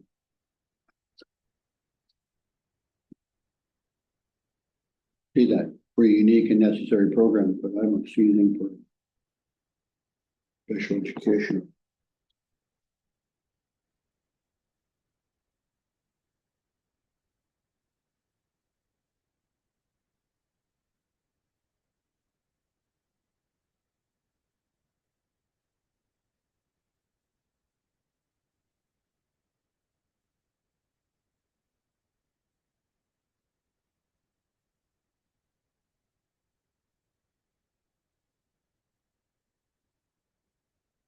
I'm not finding it either. I can find it. My third one is MSOC. We talked about MSOC. Tracy has helped us by explaining what MSOC is. How does that help us? How does MSOC help us? Is what I want to know. What the state doesn't I- fund, we have to fund ourselves through, go ahead, Jerry, through levy dollars. That's where the Right. levy dollars come in to make up for a teacher. Potentially, I'll give you one, but the teacher is not an MSOC, teacher or staff. An MSOC would be, the cleanest one is insurance, right? So our insurance bill went from 60, 90, and it was gonna be $120,000, but they don't give us nearly enough money to cover that. Right? So we have lids on what we can collect, but no lid on our potential bills, right? The liabilities, our fiscal liabilities can grow with the economy. But the amount of money we can get in the state is fixed, right? And so MSOX is an area that is just grows freely. Gas prices, electric prices, insurance prices, paper costs, pumps for our water, those can all grow exponentially. And so, and they have, but the amount of money the state has given us has not grown to that anywhere close. So that's what that's about. Okay, Tom, so we're down to 3, which are number 4.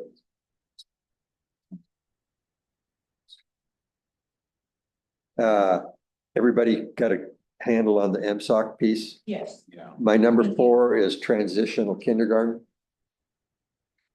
And it's on the very last page. And if you want a definition of any of these, just say it and we can look it up. Not a definition, but you can read their position on it. And you gals have got one of those thick stapled documents down there. There's one it's right here. Yeah. I am so strong on transitional kindergarten. And they fought in the last legislature of how they were going to deal with it. Some of them wanted to toss it. All right. Number 5 on my list is transportation costs. And Travis addressed that as well. He did a nice job on that. My number 6 is insurance. And how it's listed in here is insurance premiums. You're 6 or? And it's protection against insurance rates spiking and the schools being held accountable for it without the funding to cover it. My number 7 is literacy.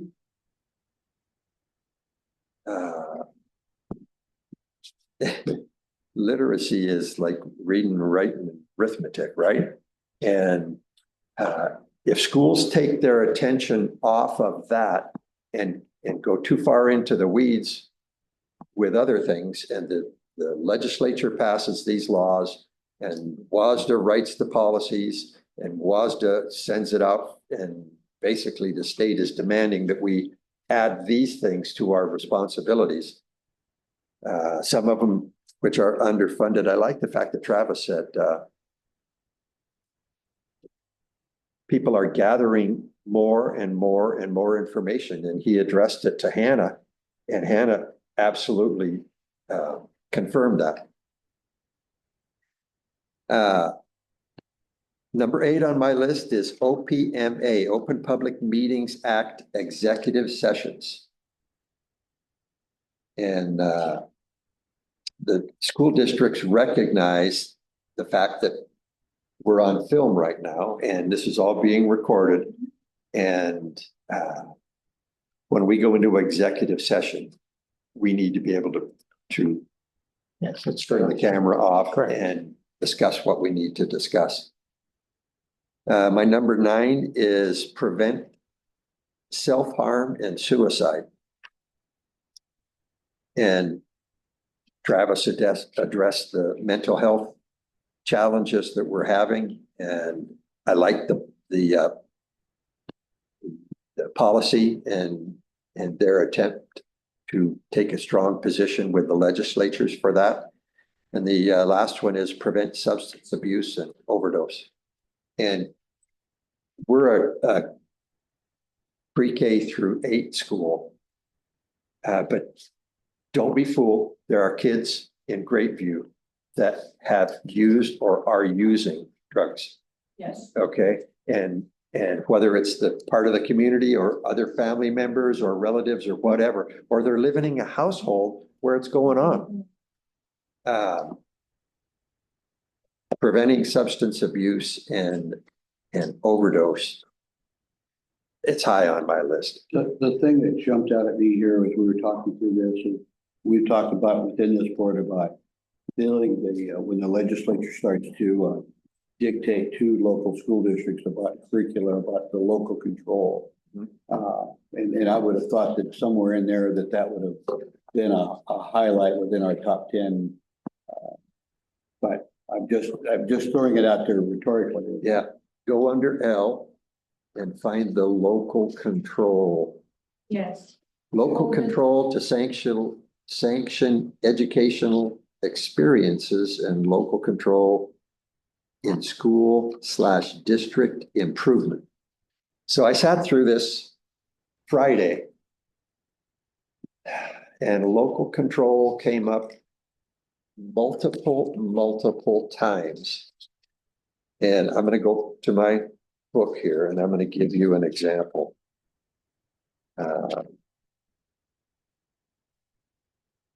There was an amendment to an amendment proposal in the title of local control. It was submitted by Mount Vernon School District.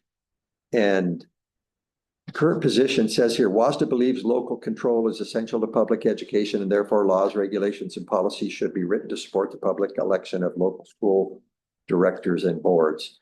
And Mount Vernon submitted an amendment, and the amendment would add WASDA believes local control is essential to public education and therefore laws, regulations, and policies should be written to support the public election of local school district, excuse me, school directors and boards. So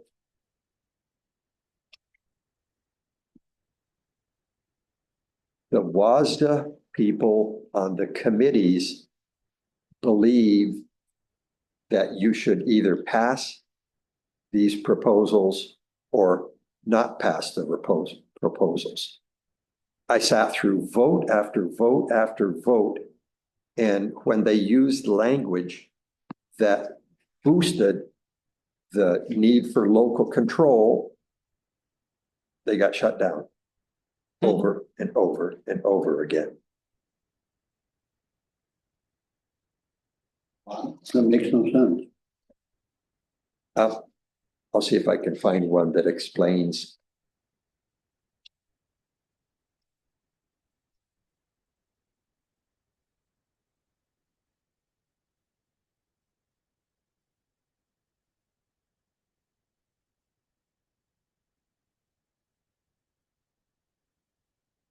The committee, and it's the committee rationale for recommending do not pass. The committee voted a do not pass because they were concerned about the removal of public election, thereby diluting the local authority of school boards. I can find you a better definition. I voted for that and it failed. All the ones that I voted for that had some mention of local control, they all failed. And the belief on the part of the WASDA boards is that if the language of local control were to pass, it would contradict the work that they're trying to do within their present committees and recommendations. So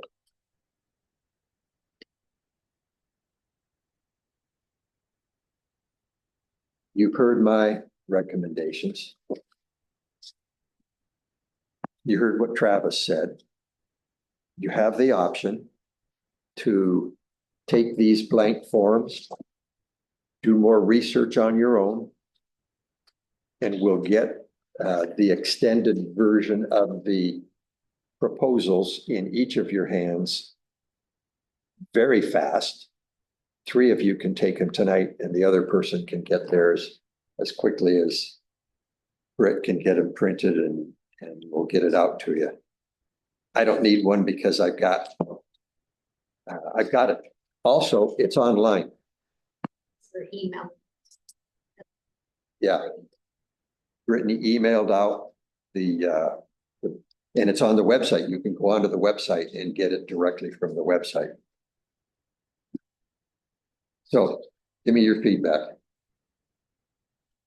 Well, I was going through and lacing these as going through just to get an idea. And you don't have to rank them in priority, 1, 2, 3, 4, 5, 6, 7, 8, 9, 10. Well, I just wanted to see how they prioritize by virtue.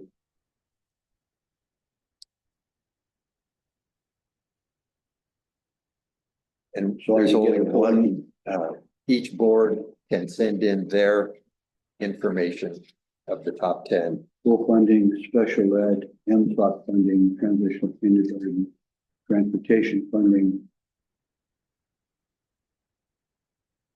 insurance, literacy. Are we trying to get all on the same page too, or does, if I don't agree with what you have? Oh, absolutely. Okay. What you write down, your 10 is your 10. I understand.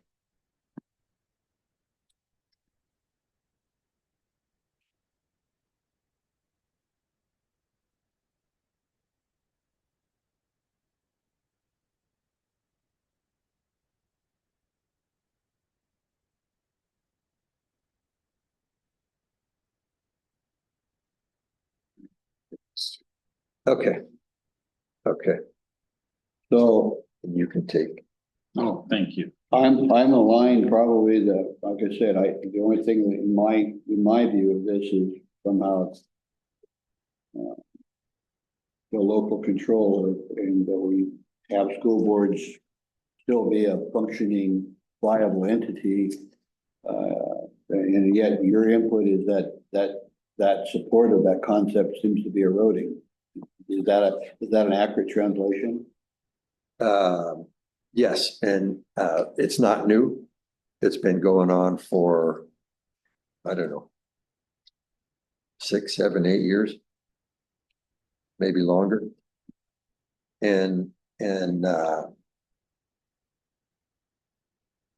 State Board of Education and the Office of the Superintendent of Public Instruction believe and will reinforce, and they have reinforced, that when the legislature passes a law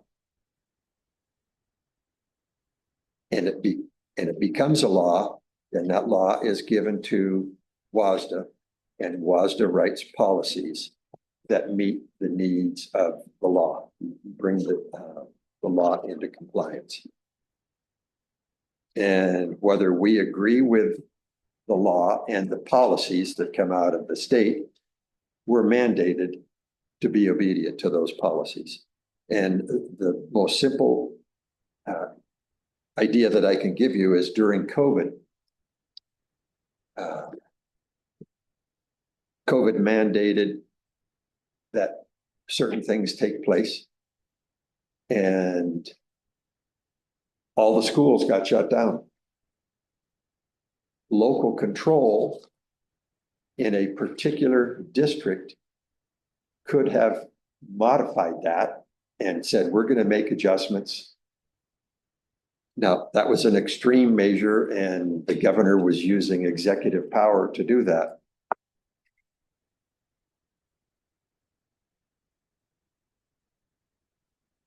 OSPI threatened to withhold state funding from schools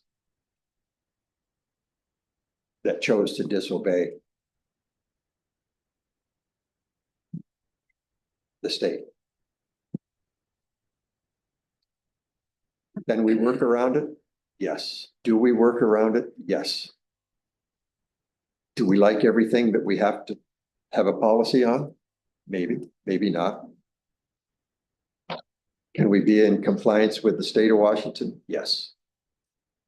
Can we run our school to the best of our ability with the plan that we have and the laws that we have to work with? Absolutely. Do we have a great school in spite of some of the things that we don't like about all the policies and laws? Yes, we have an awesome school. So here's what I'm going to plan. That's less is 10 right there. Okay. He's gonna, Highly efficient. he's gonna go through it and he's gonna get back to me with his 10. And, girls, what do you think on the end of the table there? I have my 9. You have your 9? I've got two more to fill. Okay. One of mine is digital education access for all. A lot of us out here, out in our area, still rely on satellite internet. And I think that's a big issue. If we have another pandemic or if we have another shutdown, how are students gonna engage and learn and grow? We've already done this. We gotta hit the ground running, and I don't think we have the ability to do that. That's what I think. Can we add things like everything I write down, I'm just gonna add equity in front of it? Huh? Equitable. The digital education access for all is a wonderful proposal. And, it has not been, good job, Deb. It hasn't happened yet. And it's a complex issue where during the pandemic, the federal government and the state governments said, okay, we're going to get digital education access for all. And it's a monstrous task. Monstrous task. And they've thrown a lot of money at it and they have not been successful yet. Although we do see signs of improvement in the digital side with fiber optics coming in, at least. Yes, but that's still they only come to a portion of our road and you still have to pay to access to that internet. That's the downside, is you can get it to where you need it, still cost you Yeah, another $1,000 to get it back. Roads too, like Island View got skipped, Thomas Road got skipped, so there's still roads in our district that did not get those. Right. Yeah. Cables, so. Yeah. Mhm. And you know, I perceive the, Tom Farmer my dad has, and it just kind of got overlooked. I don't understand how that's such a key component to the loop road. Let's put a wrap on this so we can move through the rest of our agenda. Okay, I have mine and 2 others, and maybe before you leave, Edry, you can go ahead and hammer out the others, and Wes is going to get it to me. Then what's going to happen is I have to turn in one list of 10 priorities. And I'm going to take all the stuff that you've written here, and we're probably going to agree on, I don't know, most of it. And I'll potentially be reaching out to you guys and getting some feedback and see if you can live with 7, 8, 9, and 10, or 9 and 10. It's so hard to just choose 10 when there is multiple. Oh, yeah. okay. So we're thanks, Tom, for the legislative update and the effort here to get our collective input. We're down to item 16 under policy reviews. Parental, family, marital status, and pregnancy-related conditions of staff, updates to contracting and transportation services. Those are clearly, this is our first reading. We have those policies presently, so. So we're down to the action items unless there's some discussion around those policies. Or can we move on to the action items, please? Okay. So what I'd like is a motion to approve policy 3205, sex-based discrimination prohibition. Second. So that was Wes and Tom. Yeah. Discussion? If not, I'd like to call for vote. All in favor? Aye. 100%. Okay, I'd like a motion to approve policy 3246. So moved. Wes, Second. Deb, discussion? No discussion. I'd call for a vote to approve 3246. All in favor? Aye. 100%.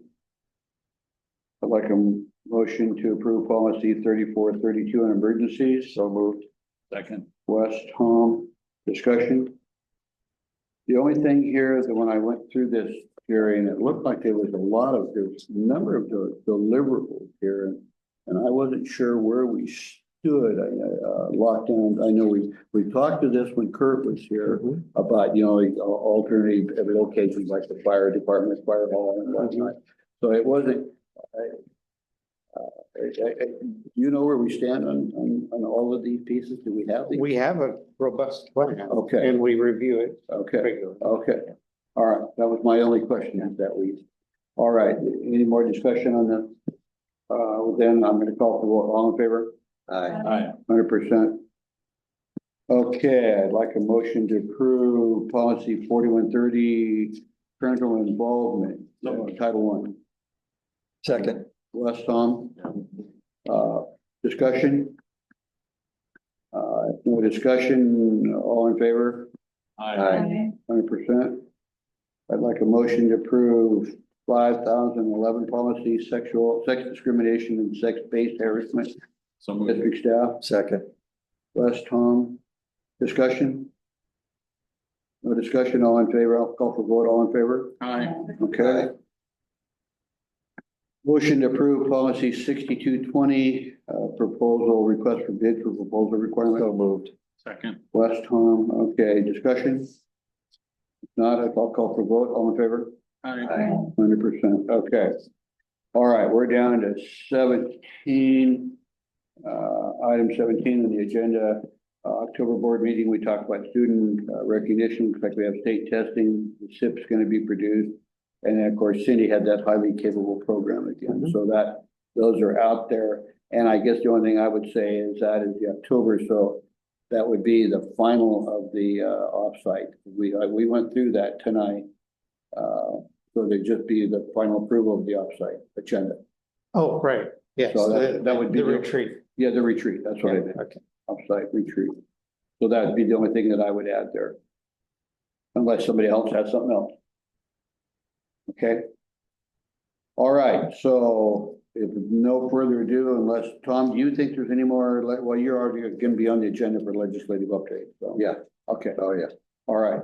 So we're nearing the end of this thing, so I'm gonna call for board reflections. Wes? Oh, I really enjoyed Cindy's presentation and talk and learning about the Halloween carnival. I'd like to remind everybody that that's our commitments to them, and I'll be dropping a check tomorrow on my way by the school. And yeah, great meeting. I wish we didn't do the legislative update at the end because it just ticks me off. But other than that, yeah. Oh, and Travis's presentation was great, and how lucky are we to have the year of a representative that comes out to us, so. Okay, thanks, Tom. For what? Tom? I like the PTSO visitor. I'm not gonna be in town for the Halloween carnival. That would be mad. I like chili cook-offs and cakewalks. You'll be thinking about us when you're on the shore, right? When you see the whales. They'll be Yeah. like, I wonder what cakes are there. We'll have a lava cake for Clay, because that's his favorite when he goes there. I really like the LLT recognition, and I really like the spontaneous responses from Cindy, Connie, and Megan. That's a good program. When it first came up years ago, and I thought, oh boy, we're gonna take time out of teaching the kids, and it's working. It's working very efficiently. And I'm happy that we've got a good looking candidate for the finance HR piece. And Tracy's smiling more. I like that. Okay, Yeah, Tom? we worked well as a board tonight. So we played nicely. Yep, I just thought I felt like I learned a lot tonight. The legislative report, the list of things, so it seems more concrete. They're talking about the legislature, which always seems a little nebulous to me. So this felt good. I like hearing specifics about the business manager because that makes me feel safer. Seeing numbers from Cindy were good. I just felt like the whole night of just one thing after another, I was learning something, and I love that. Edwin? I was happy to see the test results and to see how passionate Cindy is about that and just makes me very proud and happy to know that she's in our back pocket in our corner. And I don't think she gets the recognition that she deserves. She's everywhere. And on the athletic side too, she is. Big shout out to Cindy. For me, I've dreaded Tracy leaving us ever since she announced it last December. And amazing how fast a year has gone in that regard to that. So I would say that the new BM person and I guess if I'm sitting here tonight after 22 years, I would really like to do a really cool send off. I mean, sit down dinner, wine, the whole, some sort of a plaque. I would really like to see that. Because like I said, I've only had 5 of the 22 years. You guys, you and Tom and Wes, you've got a lot more years than I do and than the rest of us do, but she's made a significant impact. So anyway, that's mine. Jerry?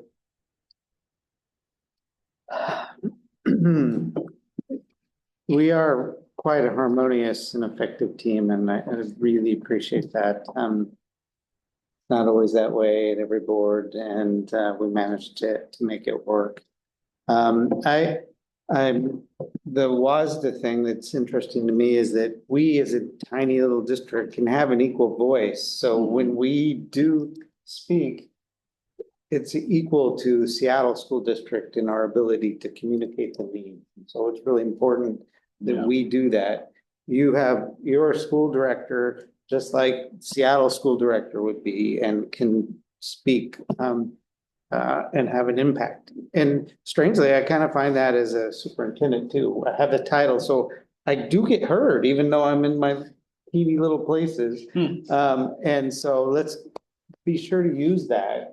Yes. The voice that you guys have as directors, because this year is a very, very, very big year that in the legislature. And so the more voices that are speaking up for us, the better off we'll be. So that's encouraging. And glad Travis was here. That's perfect. So good meeting. Yeah, probably one thing I was going to add to this, and I think it was significant tonight, and Deb kind of touched a little bit, and the learnings was the fact that we could have that GSD 54 school board directors day at the Capitol. Yeah. I mean, that truly is an agenda item that we need to idea. pull together. I mean, it's. Yeah. It'd be significant. You take a bus? I'm just kidding. I don't want to get on a bus. I don't want to get on a bus. I'm just kidding. A school bus? It just seemed like a cool thing to say. Don't want to get on. Okay, so we're down now at the end of the agenda to do the executive session. Jerry, we go in 10 minutes. Okay, is she allowed to stay or? No. I leave and I'm. Okay. So